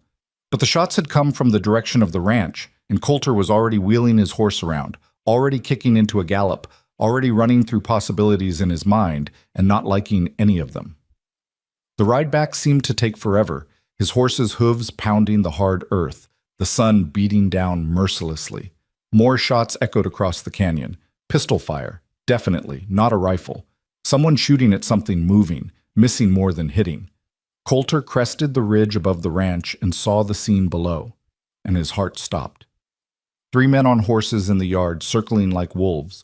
Miguel was down, lying too still near the corral fence. Tom and Davies were nowhere in sight, either fled or dead. And standing in the doorway of the house, blocking the entrance with her body, was Willa Hartley. She held a rifle, Coulter's old Winchester that he kept above the kitchen door, and she was pointing it directly at the closest rider. Behind her, Coulter could see the shapes of her children, huddled together in the doorway she was defending. The rider was laughing, his pistol hanging loose in his hand, clearly not taking the threat seriously. Why would he? She was just a woman, probably didn't even know how to use that rifle, probably would faint at the first sign of real violence. He didn't know Willa Hartley. Coulter was already moving, already pulling his own rifle from its saddle scabbard, already calculating angles and distances, and the best way to end this without anyone else getting hurt. He was still too far away for an accurate shot, especially from horseback. He needed to get closer. One of the riders noticed him coming, shouted a warning. The others turned, and in that moment of distraction, Willa pulled the trigger. The shot went wide. She was shaking too badly to aim properly, but it made her point. She wasn't going to let them in the house. Wasn't going to let them near her children. Would die in that doorway before she'd surrender. The rider who'd been laughing wasn't laughing anymore. He raised his pistol, no longer playing, and Coulter felt something primal and fierce tear through him. He pushed his horse harder, closing the distance, bringing his rifle up even though the range was still too far, even though shooting from a galloping horse was next to impossible, even though he might hit Willa instead of the bandit. But he had to try. Had to stop this. Had to protect what was his. And when had he started thinking of Willa and her children as his? No time to examine that now. He squeezed the trigger and felt the rifle kick against his shoulder. The shot missed, kicking up dust 5 feet from the riders. But it got their attention, made them realize this wasn't 3 defenseless people and an old ranch hand. There was someone coming who knew how to shoot and wasn't afraid to do it. The leader, the one who'd been about to shoot Willa, wheeled his horse around. "Federal business! Stay back!" "Federal business at a private ranch?" Coulter shouted back, still riding hard, closing the distance. "Pointing guns at women and children? Don't think so." He was close enough now to see details. The men wore no badges, no official markers, Their clothes were trail-worn and dusty. Their horses were good stock, too good for drifters, probably stolen. And their eyes, even from this distance, Coulter could see the calculation in their eyes, weighing whether this fight was worth continuing. Coulter reined his horse to a stop 30 yards from them, his rifle still raised, pointed at the leader's chest. At this range, he wouldn't miss. "You've got 3 seconds to ride out. Otherwise, we're going to have a conversation about how federal agents usually don't shoot at unarmed civilians." "The woman shot first. The woman defended her home. Big difference." Coulter's voice was cold, flat, the voice of a man who'd seen violence before and wasn't afraid of seeing it again. 1, 2. He never got to 3. The leader cursed viciously, wheeled his horse around, and spurred toward the canyon trail. His companions followed, still shooting back wildly, their bullets going wide and high, more noise than threat. Coulter waited until they disappeared into the canyon shadows before he finally lowered his rifle and dismounted. His hands, he noticed distantly, were shaking. Not from fear. He'd gone past fear about the time he'd seen that pistol aimed at Willa. From adrenaline, from fury, from the realization of how close he'd come to losing something he hadn't realized he couldn't lose. "Miguel!" He ran to the old ranch hand first, dropped to his knees beside him. Blood spread across Miguel's shoulder, dark and wet, but he was breathing, conscious, trying to sit up. "Easy, old friend. Let me see." Coulter examined the wound quickly. Through and through, missed anything vital, but Miguel had lost blood and would need proper doctoring. "Willa, get bandages and whiskey." But Willa was already there, her children behind her, Lark holding the medical supplies they kept in the kitchen. Her face was pale but composed, her hands steady now that the immediate danger had passed. She knelt beside Miguel and started cleaning the wound with practiced efficiency, her movements sure despite the blood. "You've done this before," Coulter observed. "Too many times." She didn't look up from her work. "Silas, get me clean cloth. Lark, boil water. Boone, stay back and don't look." But Boone was already looking, his small face white with shock, but his eyes dry. He'd seen violence before too, Coulter realized. They all had. This family had been through more than any family should have to endure. Miguel groaned as Willa packed the wound. "Sorry, boss, they came out of nowhere. Said they were looking for someone. Started asking questions about the woman and kids. I told them to leave, and they shot me." "Looking for someone?" Coulter's blood ran cold. "What did they ask?" "Asked if we had a woman here, dark hair, 3 kids. Said she was wanted for arson and theft in Santa Fe. Said they were bounty hunters hired to bring her back." Willa's hands stilled in their work. Coulter looked at her and saw all the color drain from her face. Saw her mouth open in shock and denial. Saw 3 years of running and hiding and fear come crashing back in a single moment. "That's not true," she whispered. The fire was an accident. I didn't steal anything." "I know." Coulter said it firmly, leaving no room for doubt. "I know, Willa. But someone's convinced themselves otherwise, or someone's been paid to believe otherwise. The man from Santa Fe, he must have..." She broke off, horror dawning in her eyes. "He's coming for us. He found us." "Then we'll deal with him when he gets here." "You don't understand. He won't stop. He'll kill you, kill Miguel, burn the whole ranch down if that's what it takes. He's done it before." "I can't..." She stood abruptly, swaying slightly. "I have to leave. I have to take the children and go before he..." "You're not going anywhere." Coulter stood too, catching her shoulders before she could bolt. "You're safe here. I promised you that." "You can't promise that. You don't know what he's capable of." "Then tell me. Tell me everything, right now, so I know what we're dealing with." Willa looked at him with wide, terrified eyes. And in that moment, Coulter saw the full weight of what she'd been carrying. Not just the fear of being found, but the knowledge of what would happen when she was. The certainty that anyone who tried to help her would be hurt, that violence followed her like a shadow, that caring about her was dangerous. "His name is Evan Cross," she said finally, her voice barely above a whisper. "He owned the saloon in Santa Fe. And he didn't just hit me, he killed a man who tried to help me leave, shot him in the street, and claimed self-defense. No one questioned it because Evan had money, had influence. And when I finally got away, when the fire happened and gave me the chance to run, he swore he'd find me, swore he'd make me pay. And now he has." Coulter processed this information, his mind already working through options, strategies, defenses. 3 men had come today, and he'd driven them off. But they'd be back, probably with reinforcements. And if this Evan Cross was as dangerous as Willis said, as determined, they'd need to be ready. "All right," he said calmly. "Here's what we're going to do. Miguel needs a doctor. Silas, ride into Socorro and fetch Doc Morrison. Tell him it's urgent. Tom and Davies are probably hiding in the line shack. Someone needs to bring them back, make sure they're all right. And we need to send word to the sheriff, let him know we've got bounty hunters making false claims and shooting ranch hands." "The sheriff won't help," Willis said bitterly. "I'm just a woman with a bad reputation. Evan's word against mine." "Maybe. But he's also a man who shot my ranch hand on my property. That's attempted murder, last I checked. And those men who came here, they threatened my household, fired weapons at civilians. That's assault at minimum." He looked at her directly. "You're not alone in this anymore, Willa. You've got me. Got this ranch. Got the law on your side, whether that's worth anything or not." "Why?" Her voice cracked. "Why would you risk everything for us? We're nothing to you, just hired help." Coulter knew he should agree, should maintain the fiction that this was purely a business arrangement, that his protection extended only as far as his legal obligation as her employer. But standing here in his yard with Miguel bleeding and Willa terrified and 3 children watching with wide, frightened eyes, he couldn't lie. Couldn't pretend he didn't feel what he felt. Couldn't deny what had become increasingly obvious over the past weeks. "You're not nothing," he said simply. "You're—" He stopped. Not sure how to finish that sentence.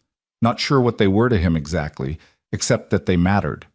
They mattered more than his comfortable isolation, more than his carefully maintained grief, more than his determination never to care about anything again. They mattered enough that he'd ride toward gunfire without hesitation, enough that he'd stand between them and danger without thinking twice, enough that the thought of losing them made his chest tight and his hands shake and his mind go to dark, violent places he'd thought he'd left behind years ago. "Your family," he finished finally, surprising himself with the truth of it. "Maybe not by blood, but family all the same. And I protect what's mine." Willa stared at him for a long moment, tears streaming down her face now, all her careful control finally breaking. Then she stepped forward and pressed her forehead against his chest, her shoulders shaking with silent sobs. Coulter wrapped his arms around her carefully, feeling how fragile she was beneath the strength, how much she'd been holding together through sheer force of will. "I'm scared," she whispered against his shirt. "I'm so scared." "I know, but we're going to get through this, together." He looked over her head at her children, at Lark's fierce protectiveness, at Silas's determined jaw, at Boone's tear-stained face. "All of us. Together." And standing there in the dust of his ranch yard, with blood on the ground and danger coming, and Willa Hartley crying against his chest, Coulter Vane realized that somewhere along the way he'd stopped just surviving and started living again, started caring again, started believing that maybe, just maybe, the future held something worth fighting for. Even if that fight was coming, whether he was ready for it or not. Silas rode hard for Socorro, his horse's hooves thundering against the packed earth, dust rising in plumes behind him. The boy had insisted on going himself, had looked at Coulter with eyes that belonged on someone much older and said, "I can do it. I'm fast and Doc Morrison knows me from church." There had been no arguing with that determination, that need to be useful in a crisis, to protect his family the only way he could.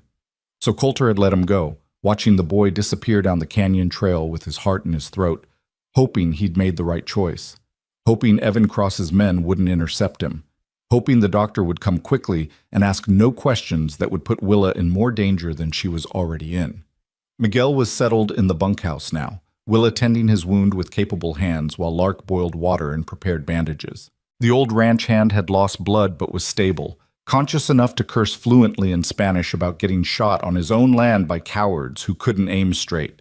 Tom and Davies had emerged from hiding in the line shack, shamefaced but unharmed, and were now stationed as lookouts on the ridge overlooking the canyon trail. Coulter stood on the porch, his rifle within easy reach, watching the horizon and thinking through scenarios. 3 men had come today, testing defenses, seen what they were up against. They'd report back to whoever hired them, probably this Evan Cross, and next time they'd come prepared. More men, more guns, a plan instead of just a probing attack. The smart thing would be to send Willa and her children away, get them somewhere safe while he dealt with whatever was coming. But where was safe? Evan Cross had found them here, in the middle of nowhere, months after they'd fled Santa Fe. He had resources, determination, and apparently no qualms about violence. Sending them away would just mean they'd be vulnerable on the road, easier targets, with no one to protect them. No, they needed to stay here, needed to make this ranch into a fortress, at least until the threat passed. And if Coulter had to face down Evan Cross himself to make that happen, so be it. He'd faced worse in his 42 years, had stared down rustlers and outlaws, had survived droughts and blizzards, had buried his wife and kept breathing. He could handle one angry man with delusions of ownership. The sound of hoofbeats brought his attention back to the trail. Silas was returning, riding alongside a wagon driven by Doc Morrison, a grizzled old man who'd been practicing medicine in New Mexico territory for longer than Coulter had been alive. The doc pulled his wagon to a stop in the yard and climbed down with the creaking slowness of arthritis and age. "Heard you had some trouble," he said without preamble, grabbing his medical bag. "Boy says Miguel took a bullet." "Through and through, shoulder. He's stable but needs proper patching." Doc Morrison grunted. "Anyone else hurt?" "No, sir." "Good. Where is he?"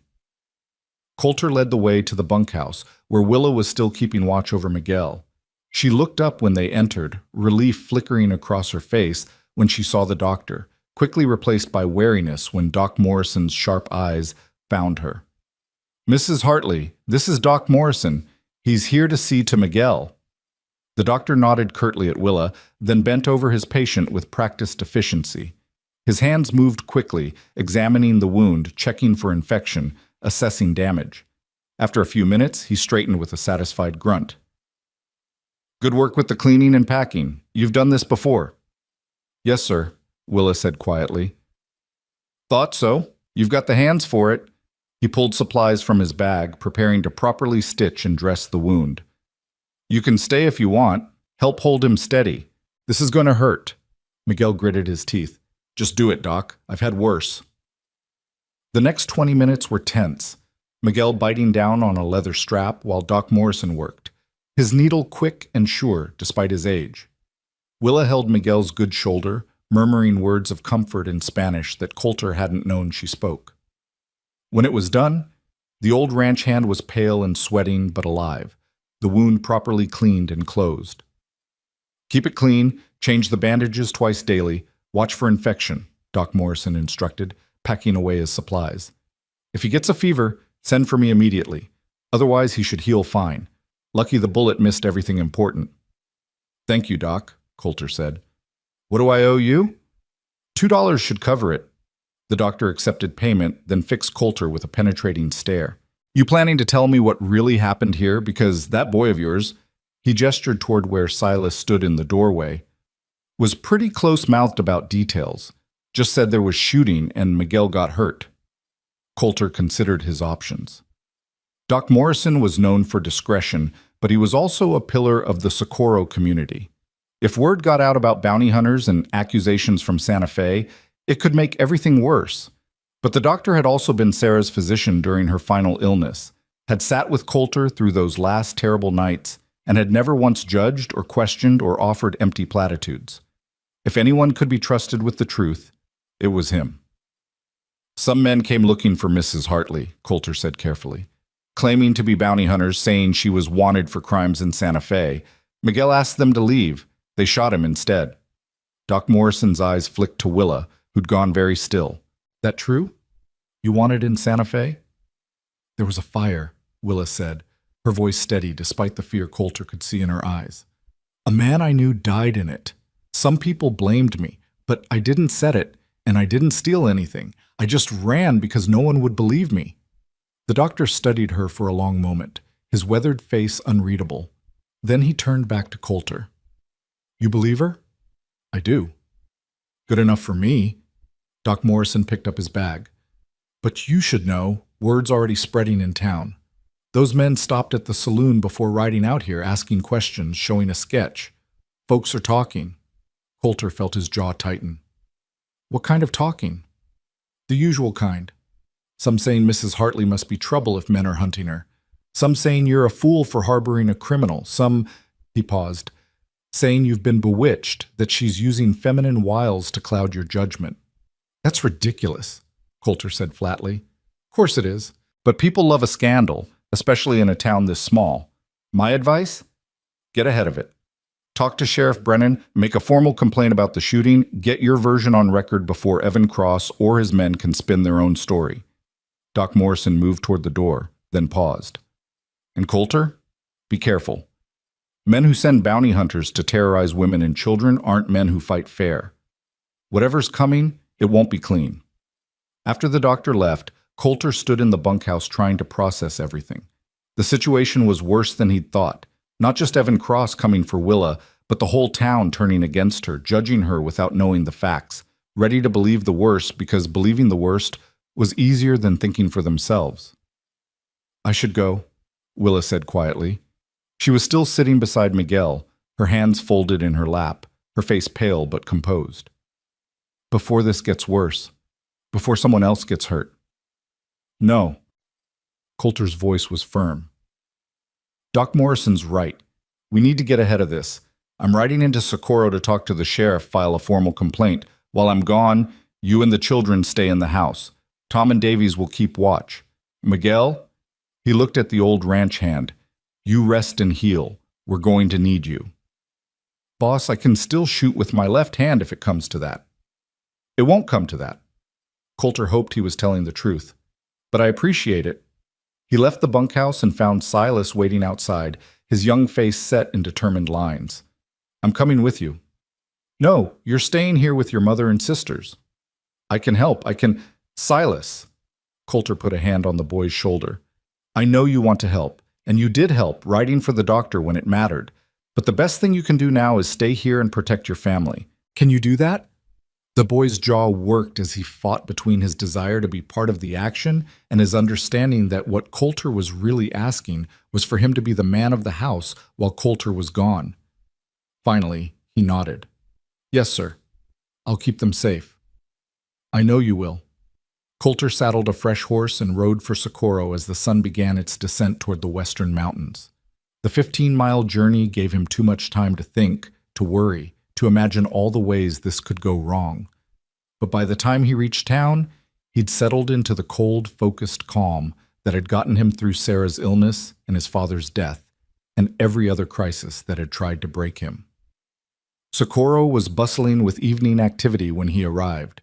Miners coming in from the hills, ranchers restocking supplies, the usual collection of drifters and gamblers and people just passing through. Coulter tied his horse outside the sheriff's office and pushed through the door without knocking. Sheriff Tom Brennan looked up from his desk, surprise crossing his broad face. Coulter Vane, don't usually see you in town after sundown. Something wrong? Got a complaint to file. 3 armed men came to my ranch today, claimed to be bounty hunters, shot my foreman when he asked them to leave. Want to make it official. Brennan sat up straighter, his casual demeanor shifting to professional interest. Miguel all right? He will be. Doc Morrison patched him up, but the men who shot him are still out there, probably planning to come back. You know who they were? Get names? No names. But they were asking about my cook, Mrs. Hartley, claiming she's wanted for arson and theft in Santa Fe. Coulter kept his voice level, factual. I'm telling you now, those claims are false. And even if they weren't, shooting an unarmed man on private property is still attempted murder. Brennan leaned back in his chair, his expression thoughtful. Heard some talk this afternoon. 3 men came through, showing a sketch, asking questions. Said they were working for a man named Evan Cross, looking for a woman who burned down his establishment and stole from him. Did they show you any legal paperwork? Warrants, court orders, anything official? No, but they seemed pretty convinced she was guilty. They also seemed pretty convinced shooting my foreman was acceptable behavior. Should tell you something about their credibility. Coulter placed both hands flat on the sheriff's desk, leaning forward. Tom, I've known you 15 years, known your family, attended your daughter's wedding. So I'm asking you straight, Are you going to believe some drifters with guns and a story, or are you going to uphold the law? Brennan met his gaze steadily. I'm going to do my job, Coulter, which means investigating. Can't just take your word that Mrs. Hartley's innocent any more than I can take their word that she's guilty. Need to get the facts.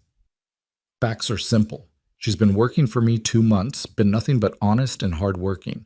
Meanwhile, 3 strangers show up, shoot a man, and ride off. Which one of those situations sounds like criminal behavior to you? Point taken. The sheriff pulled out a ledger, dipped his pen in ink. Tell me exactly what happened, start to finish.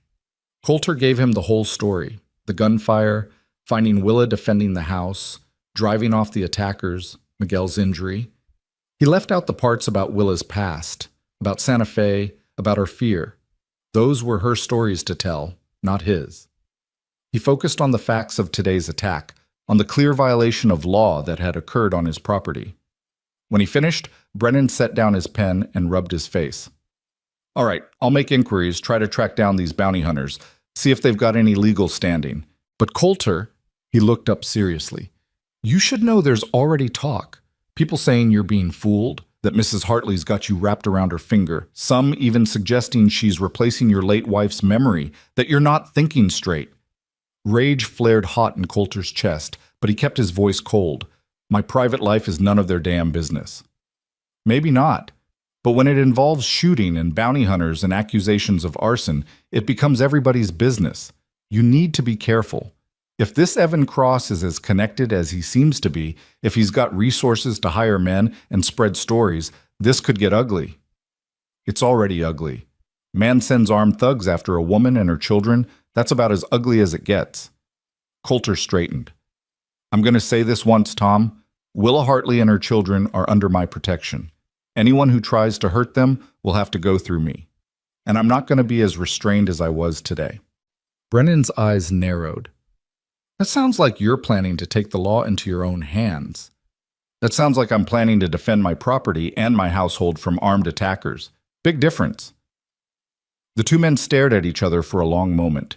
Years of friendship and mutual respect balanced against their different understandings of what justice required. Finally, Brennan nodded slowly. Just don't do anything that'll force me to arrest you. I'd hate to have to lock up a friend. Then make sure those bounty hunters know that shooting people in New Mexico territory has consequences, friend or not. Coulter left the sheriff's office and stood on the wooden sidewalk, watching Socorro go about its evening business. He could feel eyes on him, curious and speculative. Word had spread fast. Within hours, everyone in town knew about the shooting at the Vane Ranch, about the accusations against his cook, about the scandal brewing just beneath the surface of their quiet territorial town. He should go home. Should get back to the ranch before full dark, make sure Willa and the children were safe. But there was one more stop he needed to make. One more person he needed to talk to before the situation spiraled completely out of control. The Socorro Territorial Church sat at the north end of town, a simple adobe structure with a wooden cross above the door. Coulter hadn't been inside since Sarah's funeral, hadn't wanted to face the sympathetic looks and empty platitudes and the weight of all those prayers that had done nothing to save her. But Pastor Williams was also the closest thing Socorro had to a moral authority, and if Coulter wanted the town to give Willa a fair hearing, he needed the pastor on his side. He found the old man in his small office behind the sanctuary, reading by lamplight. Pastor Williams looked up when Coulter knocked, surprise and pleasure crossing his lined face. Coulter Vane, it's been too long. Come in. Sit down. Thank you, Pastor. Coulter sat in the offered chair, suddenly unsure how to begin. I need advice, and maybe help. Of course.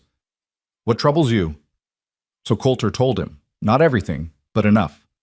About Willa and her children arriving months ago, about how they'd brought life back to his house, about how today 3 men had come with guns and accusations, about how the town was already judging her without knowing the truth. Pastor Williams listened without interrupting, his weathered hands folded on his desk, his expression thoughtful. When Coulter finished, the old man was quiet for a long moment. Then he said, What do you believe, Coulter, about Mrs. Hartley's innocence? I believe she's a good woman who's had bad things happen to her.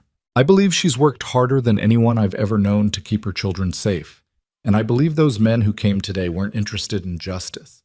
They were interested in dragging her back to a man who hurt her. And you care about her. About all of them. It wasn't a question. Coulter met the pastor's knowing gaze and decided there was no point in lying. Yes, I care.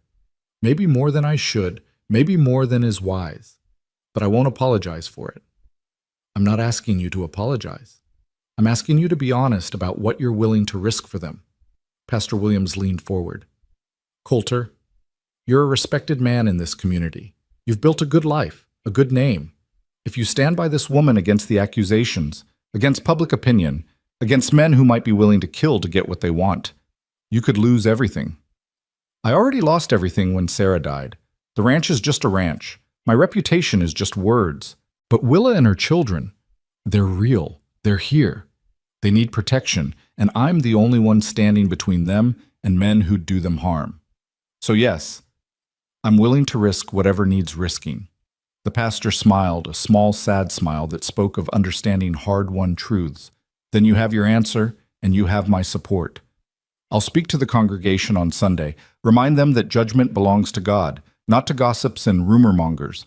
I'll make it clear that Mrs. Hartley is a member of our community and deserves the benefit of doubt until proven otherwise. Thank you, Pastor. That means more than you know. Just promise me one thing, Coulter. Promise me you'll be careful, that you won't let anger or fear push you into doing something you can't take back. I promise to do what's necessary to protect my household. That's all I can promise. Pastor Williams nodded slowly. Then may God watch over you all. And Coulter, it's good to see you caring about something again. Sarah would be glad. The words hit harder than expected, bringing a sudden tightness to Coulter's throat. He managed to nod and left quickly, before emotion could overwhelm the careful control he'd been maintaining all day. The ride back to the ranch was dark and tense, every shadow potentially hiding threat, every sound potentially signaling danger. But Coulter made it home without incident, finding the house lit up and welcoming, Tom standing guard on the porch with a rifle across his lap. All quiet, boss, the young ranch hand reported. Nobody's come near since you left. Good. Stay alert. They might try something at night. Inside, the house smelled like coffee and cornbread. Willa was in the kitchen, moving between stove and table with practiced efficiency, despite the stress lines around her eyes. The children were at the table, Lark mending clothes by lamplight, Silas cleaning a rifle that was too big for him, Boone drawing pictures on a slate, his tongue caught between his teeth in concentration. They all looked up when Coulter entered, hope and fear mingled in their faces. "How's Miguel?" Coulter asked first. "Sleeping. No fever yet. I'll check on him again in a few hours." Willa's hands twisted in her apron. "What did the sheriff say?" "He's making inquiries. I filed a formal complaint about the shooting. He'll look into whether those men have any legal standing." Coulter hung his hat on the peg by the door. "Also talk to Pastor Williams. He's going to speak to the congregation, try to head off the gossip." "And will it help?" Willa's voice was small, doubtful. "I don't know, but it's better than doing nothing." He looked at her directly. "Willa, I need you to tell me everything about Evan Cross. Not just what happened, but who he is, what resources he has, what we're really up against. Can't fight an enemy I don't understand." She glanced at her children, clearly not wanting to discuss this in front of them. Coulter understood. "Lark, take your brothers to your room. Let your mother and me talk." The children obeyed without argument, Lark shepherding her brothers away with quiet efficiency. When the door closed behind them, Willa sank into a chair and put her head in her hands. "I don't know where to start." "Start at the beginning, when you met him." So she did. The story came out slowly, painfully, each word dragged from memory like pulling arrows from flesh. She told him about the year after her husband died, about the struggle to find work that paid enough to feed 3 children, about the mounting debt and the landlord who threatened to throw them onto the street, about meeting Evan Cross in Santa Fe, how he'd seemed kind at first, generous, offering help without strings attached. "He owned the biggest saloon in town," Willa said quietly, "the Silver Dollar. Had girls working upstairs, gambling tables downstairs, his hand in half the businesses in Santa Fe. Everyone knew him, everyone owed him something, and he wanted me." She laughed bitterly. "Not as a wife. He had no interest in that. But as property. Something beautiful he could own and control. How long were you with him? 8 months? 8 months of him getting more possessive, more violent, more convinced that I belonged to him. I tried to leave 3 times. First time, he found me at the edge of town and dragged me back. Second time, he paid the stagecoach driver to refuse me passage. Third time, her voice broke. Third time, a man tried to help me.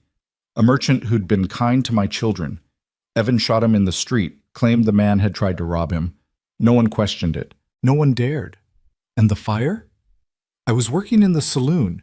He made me serve drinks, made me smile at his customers. That night, he came up drunk and angry, started accusing me of flirting with a gambler. I tried to get away. He grabbed me, knocked over a lamp. The whole place went up so fast, dry wood, cheap whiskey, everything just... She gestured helplessly. I got my children out, got some other people out, but 3 died, including Evan's business partner. And Evan told everyone I'd said it deliberately, that I was trying to kill him, that I'd robbed him before I ran. Did you take anything? Just the wages he owed me. $40 I'd earned serving his customers and cleaning his rooms and letting him treat me like property. But he called it theft, put a price on my head, sent men after me. She looked up at Coulter with haunted eyes. And now he knows where I am, and he'll come. Not just the bounty hunters, him, personally. Because it's not about justice or money anymore. It's about the fact that I escaped, that I'm not his, that I chose freedom over him. He can't allow that. Can't allow anyone to think Evan Cross doesn't get what he wants. Coulter absorbed this information, feeling cold rage settle in his gut. He dealt with men like Evan Cross before, bullies who used money and violence to get their way, who saw other people as objects to be owned and controlled, men who couldn't stand being defied, who would rather destroy something than let it go free. When will he come? Soon. Days, maybe. He'll want to make an example of me, show everyone what happens when you run from Evan Cross. She stood abruptly, pacing the kitchen. Coulter, you need to understand, I'm not worth dying for. I'm just a woman with a bad past and 3 children and nothing to offer except trouble. If I leave tonight, if I take the children and disappear again, he'll find you. Just like he found you here. Coulter stood too, catching her shoulders, making her look at him. And next time, you might not be somewhere safe, might not have anyone to stand between you and him, might end up dead in a ditch somewhere with your children left orphans. That what you want? Of course not. But I don't want you dead either. Then stop trying to run and start trusting that maybe, just maybe, you finally found somewhere you can make a stand. He squeezed her shoulders gently. Willa, I'm not some naive fool who doesn't understand the danger. I've seen violence, seen what men like Evan Cross are capable of, but I'm also not going to roll over and let him take what's mine. I'm not yours. The hell you're not. The words came out more intense than he'd intended, raw with emotion he'd been trying to contain. You and your children have been part of this ranch, part of my life, for months now. You've made this house a home again, made me remember what it's like to care about something beyond just surviving another day. You think I'm just going to hand that over to some violent bastard who thinks he owns you? Not happening. Willa stared at him, her gray eyes wide and shining with unshed tears. You don't know what you're saying. You're lonely, and we've been convenient, and don't tell me what I'm feeling. Coulter's voice was rough but not harsh. I know exactly what this is. I know I care about you more than is probably wise. I know I'd face down the devil himself to keep you and your children safe. And I know that even if Evan Cross brings an army, even if this ends badly, I'd rather stand and fight than spend the rest of my life wondering if I could have saved you and just didn't try. The tears spilled over now, tracking down Willa's cheeks. Why? Why do you care so much? Because somewhere along the way you stopped being my employee and started being everything. Because your laughter fills this house with joy. Because your strength humbles me. Because I look at you and see a future I thought died with Sarah. Because I'm falling in love with you, and that terrifies me and thrills me in equal measure, and I can't imagine my life without you in it anymore. But Coulter couldn't say any of that. Not now, not with danger coming and emotions running high and everything so uncertain. So instead, he just pulled her close, wrapped his arms around her, and let her cry against his chest while the house settled into uneasy quiet around them. We'll figure this out, he murmured into her hair. Together. I promise. And in that moment, holding Willa Hartley while she trembled with fear and relief and something that might have been hope, Coulter Vane made a decision. Whatever came next, whatever price he had to pay, he would keep this family safe, would stand between them and Evan Cross and anyone else who tried to hurt them. Because they were his now, in all the ways that mattered. And Coulter Vane protected what was his. The night passed without incident, but no one slept much. Coulter dozed in his office chair, one ear always listening for sounds of approach.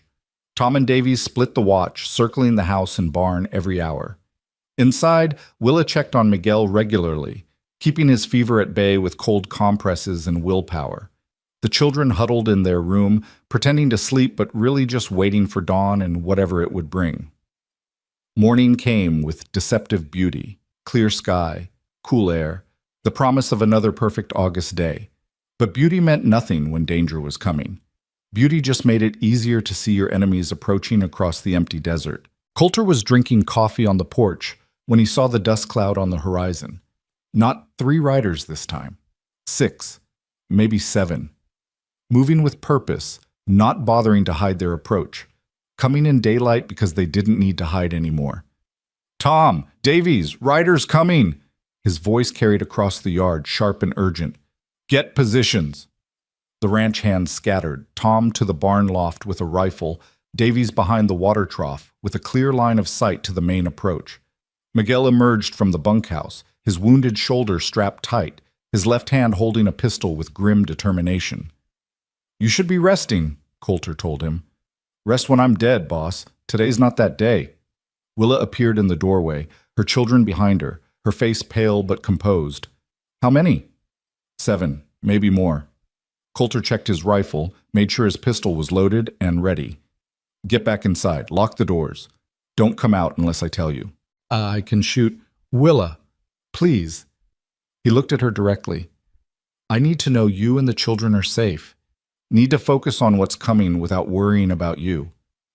Can you do that for me?" She hesitated, then nodded. "Be careful." "Always am." She retreated into the house and Coulter heard the door bolt slide home. Good. Whatever happened next, at least they'd be protected. At least he wouldn't have to worry about a stray bullet finding them. The riders grew closer, resolving from dust cloud to distinct shapes. 7 men, as he'd thought. 6 of them were rough types, hired guns by the look of them. But the 7th, riding in the center like a general commanding troops, he was different. Well-dressed, confident, riding a horse that had cost more than most men made in a year. Evan Cross.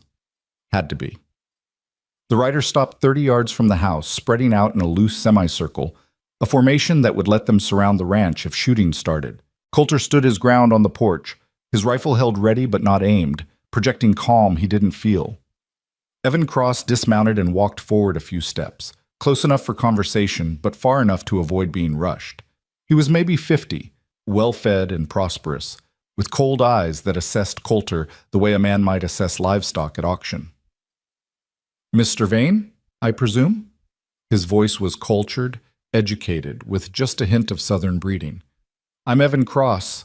I believe you have something that belongs to me." "I have employees. None of them belong to you." "Ah, so she has bewitched you." Cross smiled, but there was no warmth in it. "Let me be clear. Willa Hartley is a criminal. She burned down my establishment, killed my business partner, stole from me. I'm here to take her back to Santa Fe to face justice. Funny kind of justice that requires 7 armed men. The kind necessary when dealing with a murderer and a thief. Now, I can do this easy or hard, Mr. Vane. Easy means you turn her over, I pay you for your trouble, and everyone goes home happy. Hard means," he gestured to his men. "Well, I'd rather not resort to hard, but I will if necessary." Coulter let his rifle come up slowly, not pointing at Cross but making his position clear. "Here's the thing, Cross. I don't believe your story. I think you're a violent man who hurt a woman, and when she escaped, you invented crimes to justify hunting her down. I think those men you sent yesterday shot my foreman without provocation. And I think if you want to take Mrs. Hartley anywhere, you're going to have to go through me first. Don't be foolish. You're outnumbered 7 to, 3? 4? Those aren't good odds." "Maybe not, But the first man who pulls a gun dies. And I'm betting that'll be you." Coulter's voice was cold, flat, the voice of a man who'd already decided he was willing to die if that's what it took. "So ask yourself, is your pride worth your life? Because that's what you're risking here." For the first time, uncertainty flickered across Cross's face. He'd expected Coulter to cave, to be reasonable, to hand over Willa rather than risk violence. He hadn't expected someone willing to make this a gunfight he might not survive. "You're making a mistake," Cross said. "Maybe, but it's my mistake to make. This is my land, my ranch, my household. And you're trespassing. So I'll give you one chance. Turn around, ride back to Santa Fe, forget about Willa Hartley. Otherwise what?" Cross's voice hardened. "You'll shoot? You'll kill? You're not that man, Vane. I checked. You're a widower who hides from the world. You don't have the stomach for real violence. Try me and find out." The standoff held, stretched thin and tense, everyone waiting for someone to make the first move. Coulter could feel sweat trickling down his back despite the morning cool, could hear his own heartbeat loud in his ears, could see Cross's hired guns fingering their weapons, waiting for the order. This was it.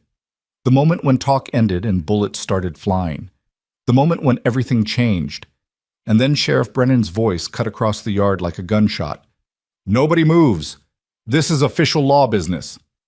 And Comye sang document, Part 5. The sheriff rode in from the canyon trail with 3 deputies, their badges catching the morning sun, their rifles held ready across their saddles. Brennan's weathered face was grim as he positioned his men between Coulter's porch and Evan Cross's hired guns, creating a buffer that turned the standoff into something more complicated than just 2 sides facing off. "Mr. Cross," Brennan said, his voice carrying the weight of territorial law, "I'm going to need you and your men to lower your weapons and step back."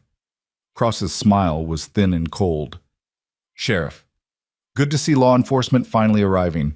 I'm here to collect a fugitive, Willa Hartley. She's wanted for arson and theft in Santa Fe. I have the right to—" "You have the right to nothing without proper documentation." Brennan cut him off smoothly. "Which you don't have.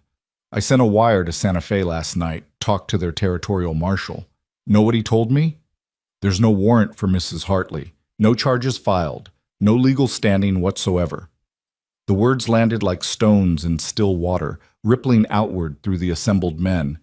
Coulter felt something loosen in his chest.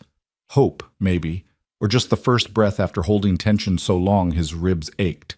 Cross's face darkened. "That's impossible. I filed charges myself." "You filed a complaint. Big difference. Complaint got reviewed by the territorial prosecutor, who declined to pursue it due to lack of evidence. No witnesses placing Mrs. Hartley at the scene of the fire's origin. No proof of theft. Just your word against hers, and your word—" Brennan paused deliberately. "Carries less weight than you might think, given your reputation." "My reputation is impeccable. Your reputation is that of a man who runs a saloon with gambling and prostitution, who's been investigated twice for corruption, and who was questioned in connection with the death of a merchant named Thomas Webb. Sound familiar?" Cross's jaw tightened dangerously.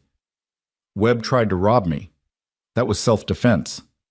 "According to you, according to several witnesses I found when I dug deeper, Webb tried to help Mrs. Hartley leave town, and you shot him in the back. But the investigation got buried because you own half the officials in Santa Fe. Fortunate for you that murder's hard to prove without witnesses willing to testify." Brennan's voice was steel wrapped in velvet. "Less fortunate that you thought you could bring your territorial corruption into my jurisdiction. I have every right to recover my property. Mrs. Hartley is not property. She's a free woman living and working legally in New Mexico territory. And you," Brennan gestured to the hired guns, "brought 7 armed men onto private land, threatened a rancher, and yesterday your men shot a ranch hand without provocation. That's assault with a deadly weapon. Trespassing. Attempted murder. I've got grounds to arrest every one of you right now." One of Cross's hired guns shifted nervously. Another's hand drifted away from his pistol. The confidence that had carried them here was evaporating under the weight of actual law, actual consequences.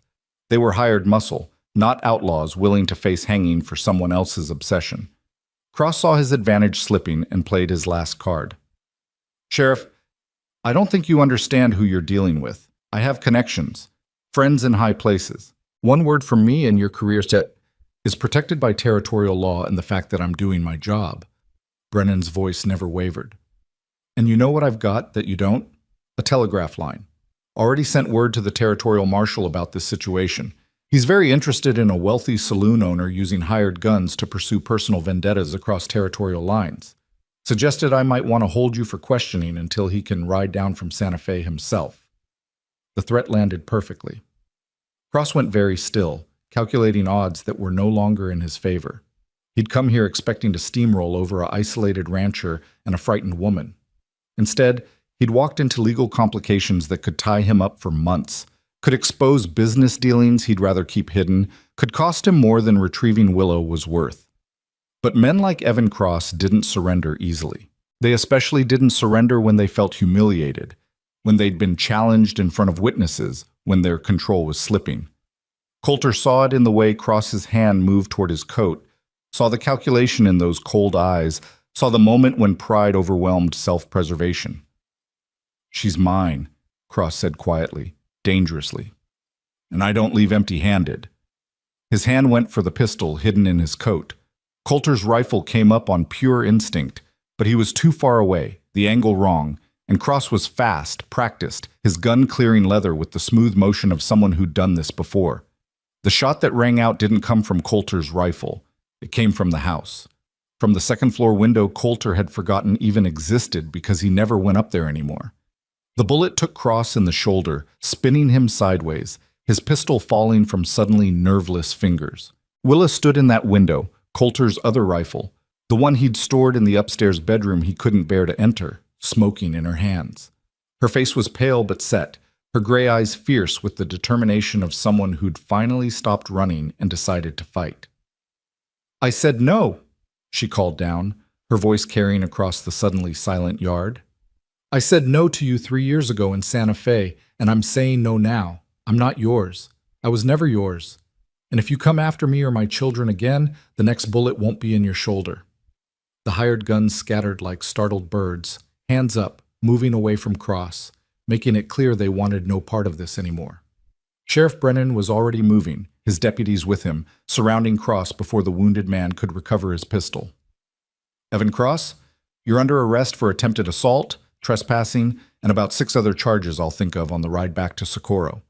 Brennan gestured to his deputies. "Get him bandaged and on a horse. The rest of you," he addressed the hired guns, "you've got 1 hour to be out of this territory.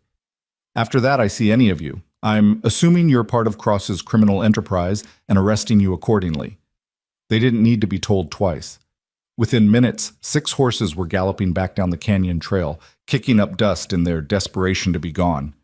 Cross, his shoulder wrapped in rough bandages, sat on his horse with his hands bound, his face twisted in rage and pain and disbelief that this had happened, that he'd lost, that a woman he'd thought he owned had shot him. Brennan mounted up, then paused and looked at Coulter. "That was close. Too close. You should have sent for me earlier. Didn't know if you'd come." "I'm the law. Of course I'd come." The sheriff's expression softened slightly. "You did good, Coulter. Standing up for what's right, even when it wasn't easy. Your father would have been proud." Then they were gone. Evan Cross and his failed vengeance disappearing down the trail toward Socorro and jail, and the legal consequences he'd thought his money could protect him from. The silence that followed was profound, broken only by the sound of Coulter's boots on the stairs as he took them 3 at a time, heading for the second floor, for the room he hadn't entered in 3 years, for Willa. She was still standing at the window, the rifle hanging loose in her hands now, her whole body shaking with reaction. Coulter crossed the room and carefully took the rifle from her, setting it aside before pulling her into his arms. "You shot him," he said, half laughing, half shocked. "You actually shot him. I couldn't let him hurt you, couldn't let him take me, couldn't—" Her voice broke. "I'm so tired of running, Coulter, so tired of being afraid. And when I saw him reaching for his gun, saw you in the line of fire, I couldn't lose this.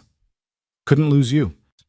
Coulter held her tighter, burying his face in her hair, breathing in the scent of her, soap and sunshine and courage that had carried her through hell and out the other side. "You didn't lose anything. You won. We won. Is it really over? She pulled back enough to look at his face, her eyes searching for truth. Can it really be over? Sheriff has him in custody. No legal standing for his accusations. Witnesses to attempted assault. He's going to jail, Willa, and even if he gets out eventually, he knows now that you're not alone, not defenseless. He knows coming after you means facing consequences. Coulter cupped her face in his hands. You're free.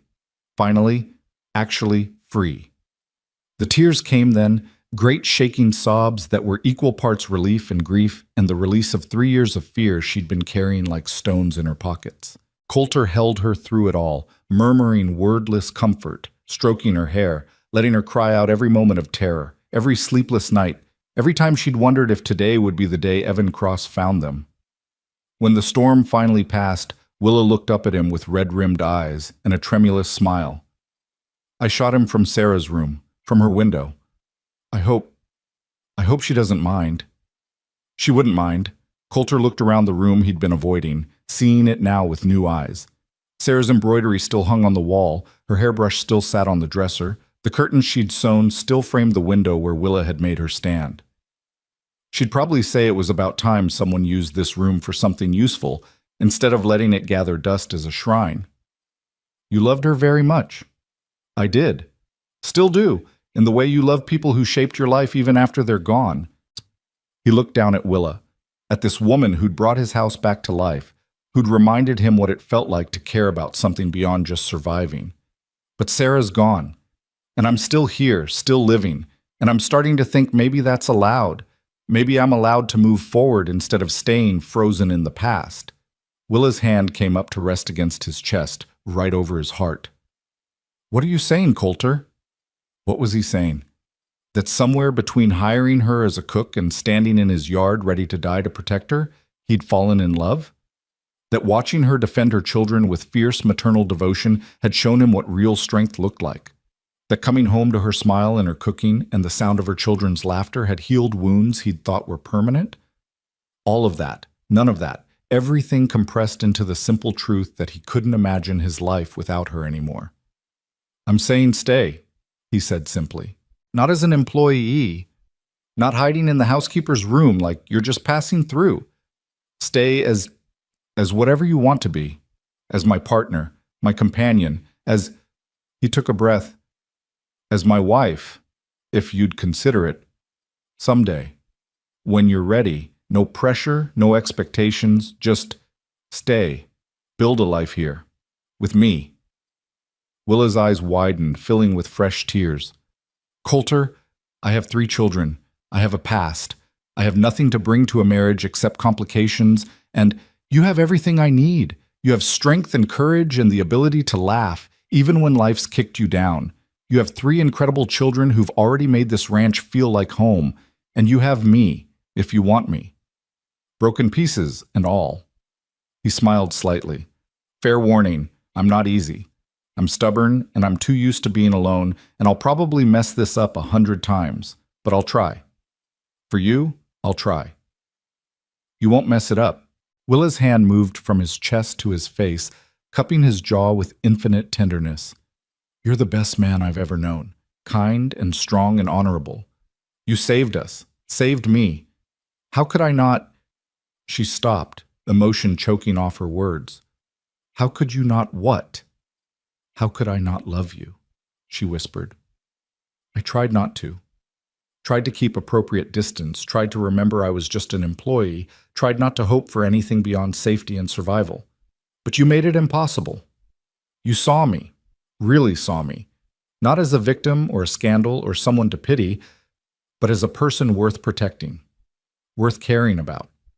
And I fell in love with you somewhere between that first breakfast and right now, standing in your late wife's room, having just shot a man to keep him from hurting you. Coulter laughed, a sound of pure joy that felt rusty from disuse, but real, so real. That's quite a range of time to pinpoint. I'm not good at romantic declarations. I'm better at practical things like cooking and sewing and apparently shooting people who threaten my family. Our family, Coulter corrected gently. If you'll have me. If you'll let me be part of it. Yes. The word was simple, definitive, carrying the weight of every hope she'd been afraid to voice. Yes to all of it, to staying, to building a life, to someday being your wife. Yes to everything, Coulter Vane. He kissed her then, there in Sarah's room, with the morning sun streaming through the window and the sound of her children calling from downstairs, and the smell of dust and gunpowder still lingering in the air. It was a kiss that tasted like promise and possibility, and the beginning of something neither of them had thought they'd find again. When they finally pulled apart, Willa was smiling through her tears. The children will have questions. Then we'll answer them, together. Coulter took her hand, threading his fingers through hers. Come on, let's go tell them they're home. They descended the stairs to find all three children waiting anxiously in the kitchen. Lark stood with her arms around her brothers, protective and fierce. Silas held a knife he'd grabbed from the counter, ready to defend despite being 10 years old and no match for grown men. And Boone clutched his mother's apron, which he must have grabbed from the hook, holding it like a talisman. The moment they saw Willa, all three children rushed forward, wrapping themselves around her in a tangle of arms and relief and muffled sobs. She sank to her knees and pulled them close, pressing kisses into their hair, murmuring that it was over. They were safe. Everything was going to be all right now. Over their heads, her eyes found Coulter's. In that look was gratitude and love and the beginning of trust that maybe, finally, they'd found somewhere they could stop running, somewhere they could build a life instead of just surviving. Coulter cleared his throat. Kids, I need to tell you something. Your mama and I, we've decided that this isn't temporary anymore. This is your home, for as long as you want it. And if you're agreeable, he looked at each of them in turn, I'd like to be part of your family, not replacing your father, never that, but maybe as someone who cares about you, someone who'll be here. Silas studied him seriously. You mean you want to marry Mama? Someday. When she's ready, when you're all ready, no rush. Coulter met the boy's gaze steadily. But yes, that's what I mean. Lark's eyes were bright with tears. You'd want us? All of us? Even knowing about Santa Fe and Evan Cross and everything? Especially knowing all that. Because it means I know how strong you all are, how brave. And I'd be honored to have that kind of courage in my family. Boone tugged on Coulter's pant leg, looking up with those two old eyes that were finally starting to look like they belonged on a 6-year-old. Does this mean I don't have to run anymore? We can stay forever? Coulter crouched down to Boone's level. It means you can stay as long as forever lasts. This is your home now, your ranch, your land. Nobody's going to take that from you. Promise? The same question Boone had asked in the barn that evening that felt like a lifetime ago. Promise. Boone threw his arms around Coulter's neck in a fierce hug that nearly knocked him over. Then Silas was there too, awkward and adolescent, but needing the comfort of physical touch. And Lark, trying to hold back tears and failing, joining her brothers in a family embrace that included Coulter for the first time. Willa watched them, her hand over her mouth, joy and disbelief warring on her face. This was everything she'd dreamed of during those long years of running. Safety, stability, someone strong enough to share the burden of protecting her children. And more than that, love. Actual, real love that wasn't about possession or control but about choosing each other, about building something together. The moment was interrupted by Miguel's voice from the doorway. Boss, everything all right? Heard the shot, saw the sheriff leave with that pendejo. We good? Coulter straightened, his arms still around the children. We're good, Miguel. Better than good. It's over. Cross is in custody. No more running. No more threats. Gracias a Dios. Miguel crossed himself, then looked at the assembled family with knowing eyes. About time, boss. House has been too quiet for too long. Needs children. Needs laughter. Needs life. Agreed. Coulter looked at Willa. Think you can make breakfast for everyone? Celebration meal. We've got things to be grateful for. I think I can manage that. Willa stood, brushing tears from her face, already moving toward the stove with the practiced efficiency of someone who'd spent years making do with less. But now her movements were lighter, freer, unburdened by the constant fear that had shadowed her for so long. The day that followed was strange and wonderful in equal measure. Word spread quickly through the ranch that the danger had passed, that Evan Cross was in custody, that the household was safe. Tom and Davies emerged from their defensive positions, relief evident on their faces. Miguel, despite his wounded shoulder, insisted on joining them for the celebratory breakfast, telling increasingly embellished stories about the morning's confrontation until Boone was wide-eyed with wonder and Lark was laughing at the more obvious exaggerations. After breakfast, Coulter made a decision. He walked upstairs to Sarah's room. No, not Sarah's room anymore, just the master bedroom, and began opening windows, letting in fresh air and sunlight. He carefully packed away Sarah's personal items, her hairbrush, her embroidery, the small jewelry box she'd cherished, wrapping them in cloth and storing them in the attic where they'd be safe but not on constant display. He stripped the bed and carried the linens downstairs for washing. He took down the curtains that had hung untouched for 3 years and folded them carefully. It wasn't forgetting Sarah. It was making room for the future, making room for Willa and the life they were going to build together. Willa found him there as he was finishing, her arms full of fresh linens. "I can do this. You don't have to. I want to." Coulter took the linens from her and began making the bed with her help. "It's time. Past time, really. Sarah wouldn't want me living in a museum. She'd want me living in a home." "Tell me about her," Willa said softly as they worked. "Not just that she was kind or that you loved her. Tell me what she was really like." So Coulter did. He told her about Sarah's terrible singing voice and how she sang anyway, at the top of her lungs, while she gardened. About how she couldn't cook to save her life but kept trying, producing meals that ranged from barely edible to actually dangerous. About her habit of collecting stray animals until the ranch had more barn cats than cattle. About the way she'd laugh at her own jokes before she finished telling them, making everyone else laugh too just from her joy. "She sounds wonderful," Willa said when he finished. "She was. And she'd like you, I think. Would appreciate your strength, your practical nature, your ability to actually cook something that doesn't poison people." He smiled slightly. "She'd probably make some terrible joke about how I finally found someone who could keep me fed properly. I'd like to think she'd approve. Of us. Of this." Willa smoothed the fresh quilt across the bed. "She would." Sarah believed in living, in loving, and not wasting the time you're given. She'd be glad I'm not wasting mine anymore. They finished preparing the room in companionable silence, transforming it from a shrine to the past into a space ready for the future. When they were done, Coulter looked around at the clean, bright room and felt something inside him finally settle. Grief would always be there. He'd always miss Sarah, always carry the memory of her. But grief didn't have to be his whole life, didn't have to prevent him from moving forward, from loving again, from building something new. The weeks that followed were a study in adjustment. Willa and the children moved from the cramped housekeeper's room into proper bedrooms. Lark got the small room at the front of the house with the window overlooking the garden she'd brought back to life. The boys shared the larger room at the back, with space for their growing collection of carved animals and books and the 1,000 small treasures of childhood. And Willa, after much discussion and careful consideration of propriety, moved into the master bedroom with Coulter. "People will talk," she'd warned him. "Let them talk. We know the truth, that we're building a life together, that we're committed to each other, that we'll make it official as soon as you're ready. What anyone else thinks doesn't matter."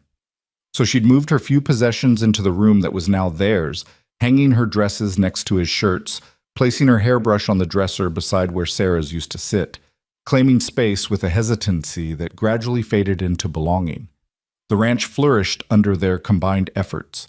Willa's organizational skills and Coulter's ranching knowledge created a partnership that made everything run smoother. She took over the account books, discovering she had a head for numbers that let her track expenses and income with precision. She negotiated better prices with suppliers in Socorro, charming them with her directness and fair dealing. She turned the ranch house into the kind of place people actually wanted to visit, hosting Sunday dinners that drew the neighboring ranchers and their families. And slowly, painfully slowly, the gossip that had threatened to destroy them died down. When people saw how happy the children were, how well the ranch was running, how Coulter smiled again after 3 years of grief, they started to revise their opinions. Pastor Williams's Sunday sermon on the sin of judgment helped. Sheriff Brennan's regular reports on Evan Cross's trial and conviction helped more. But what helped most was time. and the simple evidence that this unconventional family was thriving in ways that conventional families often didn't. Silas grew into his role as Miguel's apprentice, his thin frame filling out with good food and hard work. By fall roundup, he could rope a calf almost as well as the adult hands, his young face serious with concentration, his movements sure. Miguel treated him like a grandson, teaching him not just ranch work, but life lessons about honor and hard work, and treating people with respect regardless of their station. Lark blossomed in the stability of a home that wouldn't be ripped away without warning. She started school in Socorro, riding in 3 days a week with Tom when he went for supplies, and astonished her teacher with her reading level and hunger for learning. She talked about maybe becoming a teacher herself someday, maybe starting a school for ranch children who couldn't get to Socorro regularly. Coulter encouraged her dreams, ordered books from as far away as Kansas City, made it clear that her future was limited only by her own ambition. And Boone finally got to be a child. He played in the dirt and helped with the animals and asked endless questions about everything from why the sky was blue to how horses knew where to put their feet. The fear that had shadowed him faded gradually, replaced by the confidence of a boy who knew he was loved, who knew he was safe, who knew tomorrow would come, and he'd still be here in this place that was home. As autumn painted the mountains in shades of gold and crimson, Coulter realized something had shifted in him.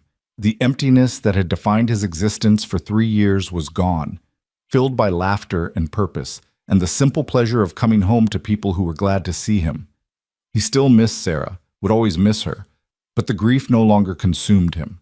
It had become something he carried rather than something that carried him, a part of his story, but not the whole story. One evening in late October, with the first snow threatening in the mountains and the smell of Willa's beef stew filling the house, Coulter gathered everyone in the front room. The children sat on the floor in front of the fireplace, Boone drowsy against Lark's shoulder, Silas whittling a piece of wood into some shape only he could envision yet. Willa sat in the chair Sarah used to favor, her hands busy with mending, her face peaceful in the firelight. "I've been thinking," Coulter began, then stopped, not sure how to say what needed saying. He tried again. "We've been living together as a family for months now. The children call this home. Willa runs this household like it's hers because it is hers, and I'm happier than I've been in years, maybe happier than I've ever been." "But," Willa prompted gently, "but I want to make it official.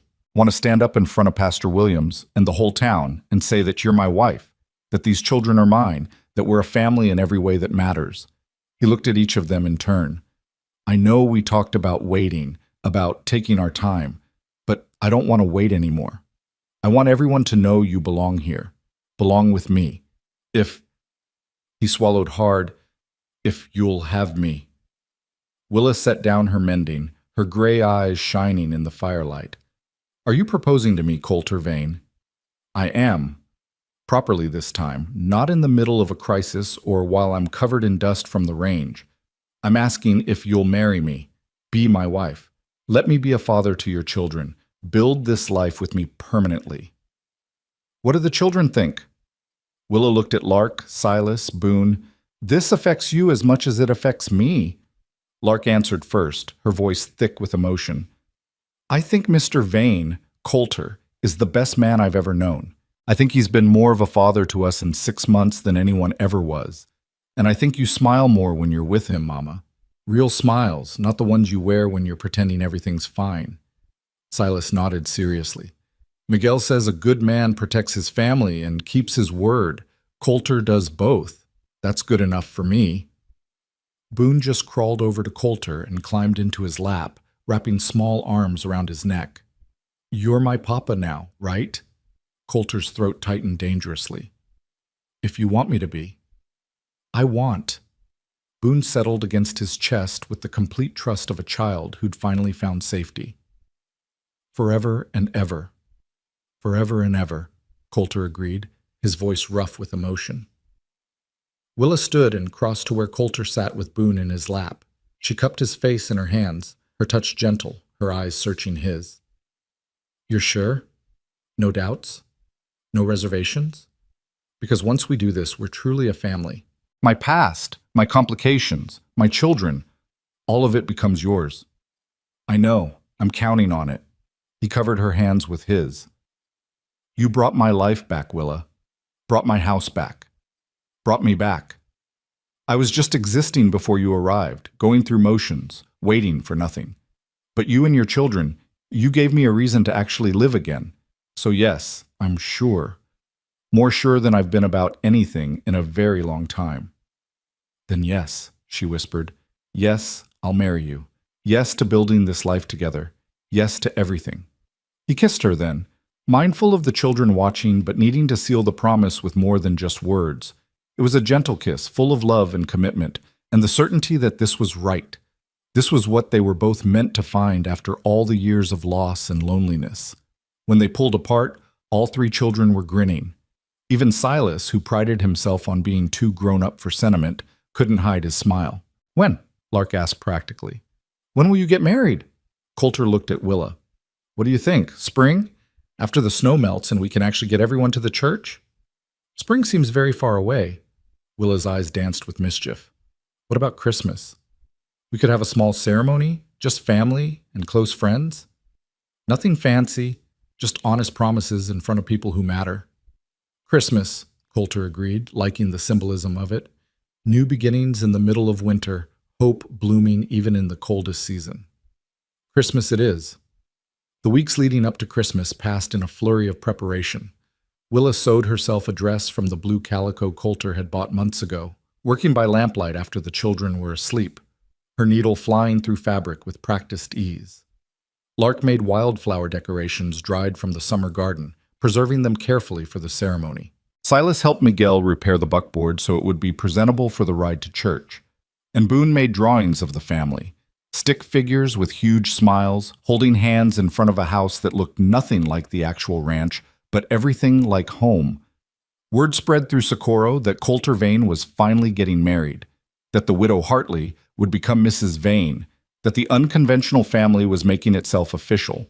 Some people disapproved, muttering about unseemly haste and the impropriety of living together before marriage.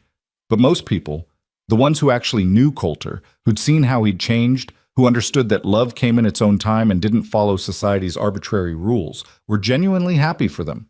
Doc Morrison offered his medical bag as a wedding gift, saying Willa's natural talent for healing should be properly supported. The grocer's wife gave them a beautiful quilt she'd been working on for years, saying she'd been saving it for someone special. Even Sheriff Brennan stopped by the ranch with a bottle of whiskey and gruff congratulations, mentioning casually that Evan Cross had been sentenced to 10 years in territorial prison and wouldn't be bothering anyone for a very long time. Miguel gave them something more precious than any material gift, his blessing. The old ranch hand had been like a father to Coulter since his own father died, and having Miguel's approval meant everything. Your papa would be proud, Miguel told him on Christmas Eve as they were preparing for the next day's ceremony. You found your way back to living. That's not easy after loss. But you did it. And Sarah, she would be happy for you too. You think so? I know so. She loved you enough to want you happy, even if that happiness came after she was gone. That's real love, boss. The kind that doesn't end just because life does. Christmas Day dawned clear and cold. The sky, that particular shade of blue that only happens in winter at high altitude. Snow had fallen during the night, turning the ranch into something from a storybook, white and pristine and beautiful. The family dressed in their finest clothes, the children excited and nervous in equal measure, Willa radiant in her blue dress with Lark's dried flowers woven into her dark hair. They rode to Socorro in the repaired buckboard, wrapped in blankets against the cold, the children chattering about the ceremony and the small celebration that would follow. Coulter drove with Willa beside him, their hands joined under the blanket, neither speaking but both feeling the significance of the day, of the choice they were making to bind their lives together permanently.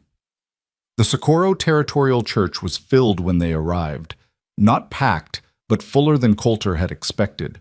Neighboring ranchers and their families, townspeople who'd known him for years, friends who'd stuck by him through Sarah's illness and the dark years that followed. Even Tom and Davies had come, scrubbed clean and looking uncomfortable in their Sunday clothes. Pastor Williams stood at the front of the church, his weathered face wreathed in smiles.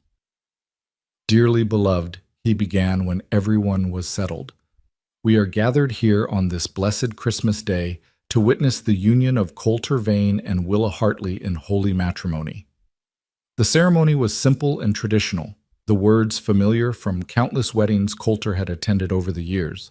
But when he spoke his vows, promising to love and honor Willa, to care for her children as his own, to build a life together in sickness and health, for richer or poorer, the words felt new, felt weighted with genuine meaning instead of just ritual. And when Willa spoke her vows, her voice steady despite the tears streaming down her face, promising to love him faithfully, to stand beside him through whatever life brought, to make their house a home, Coulter felt something break open in his chest, some last locked door swinging wide to let in light and air and possibility.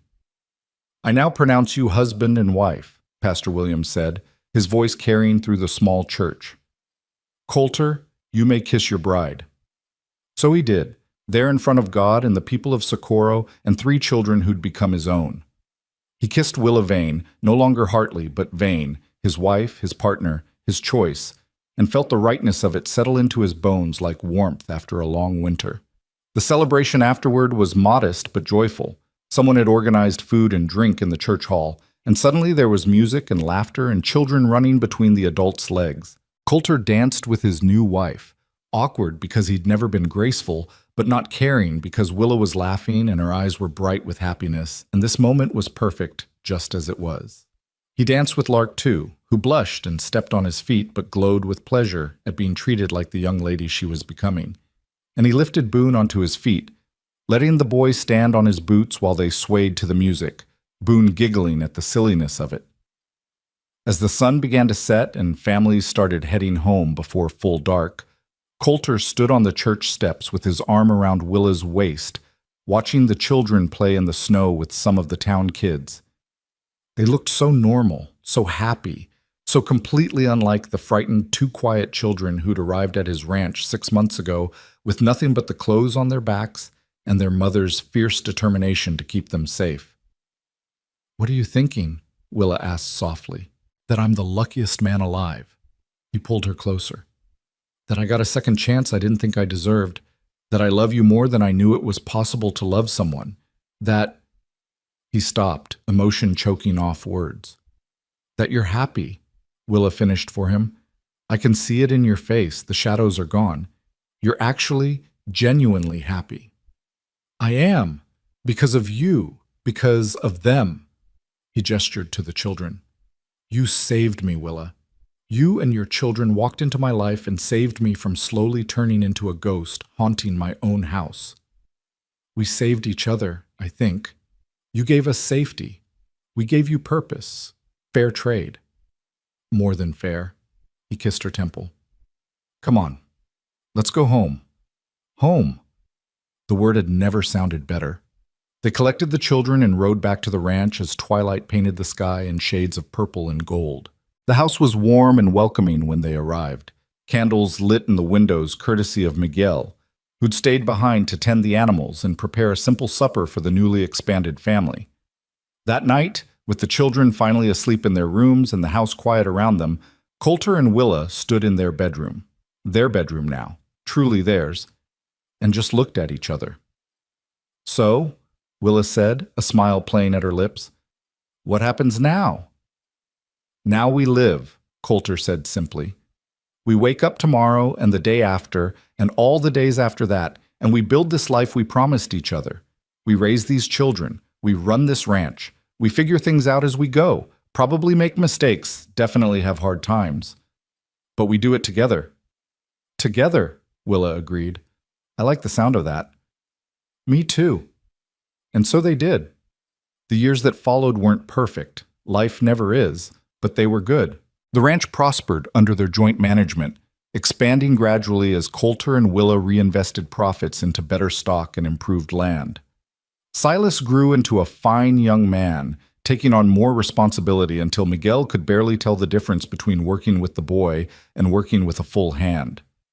When Miguel finally retired at 70, it was Silas who stepped into his role as foreman, managing the ranch with the same quiet competence he'd learned from both his mentors. Lark finished school in Socorro and, true to her childhood dream, started a small school for ranch children who couldn't make the daily journey to town. She taught reading and writing and arithmetic from the Vane Ranch House, which had expanded to include a dedicated schoolroom. She never married, preferring her independence and her students, but she was content in a way that made it clear marriage wasn't necessary for happiness. Boone grew up with no memory of fear, no recollection of the days when home was uncertain and safety was temporary.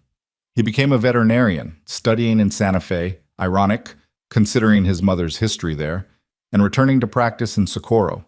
He treated the ranch animals for free because, as he told Coulter, "You gave me a home. Least I can do is keep your horses healthy." And Coulter and Willa? They grew old together the way people do when they've chosen each other deliberately, when they've built something real instead of just settling for what's easy. They had disagreements and difficult seasons, times when the ranch struggled and times when their different approaches to problems caused friction. But they talked through it, worked through it, always coming back to the fundamental truth that they were better together than apart. On their 25th wedding anniversary, Coulter took Willa back to the spot where she'd first arrived at the ranch, where the dusty road opened onto the yard and the house came into view. It looked different now, larger, better maintained, surrounded by gardens and outbuildings that spoke of prosperity. But it was still fundamentally the same place, the same land, the same home. "Remember the first time you saw this place?" Coulter asked. "Of course. I thought it looked lonely, like it needed people to bring it back to life." "You did that, brought it to life, brought me to life." "We did it together," Willa corrected, taking his hand. "You saved us. We saved you.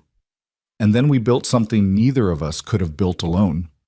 That evening, with all three grown children and their families gathered around the dinner table, because family traditions mattered because Sunday dinners had become sacred, Coulter looked around at the chaos of conversation and laughter and small grandchildren sticky with dessert and felt a contentment so profound it was almost painful. This was what life was supposed to be. Not perfect, not without its challenges and sorrows, but full, rich, meaningful, populated by people who chose each other, who showed up, who loved through the hard times and celebrated the good times and just kept showing up day after day. Willa caught his eye across the table and smiled, that same steady gaze that had met his across the ranch yard 25 years ago, when she'd been a desperate widow with nothing, and he'd been a broken widower who'd forgotten how to hope. That look said, "We made it. Against all odds, against every challenge, we made it." And they had. Years later, when Coulter Vane finally passed in his sleep, at the age of 86, with Willa holding his hand and his children surrounding his bed, his last words were simple. "Best decision I ever made was letting you stay." "Best decision I ever made was asking to," Willa whispered back. And it was true for both of them. The best decision, the bravest choice, the leap of faith that had transformed two broken people into one whole family. They'd built something lasting from dust and hope and stubborn determination, something that outlived them both in the ranch that still bore the Vane name, in the children and grandchildren who carried forward their legacy of choosing love over fear, of standing up for what mattered, of never giving up even when the world seemed determined to break them. The notice in the dust had brought them together. Hiring, ranch cook, meals for one, room provided. Simple words that had changed everything. And from that simple beginning, they'd built a home, a family, a life worth living. Sometimes that's all it takes. A chance offered, a risk taken, a moment of courage when it would be easier to run. Sometimes that's everything.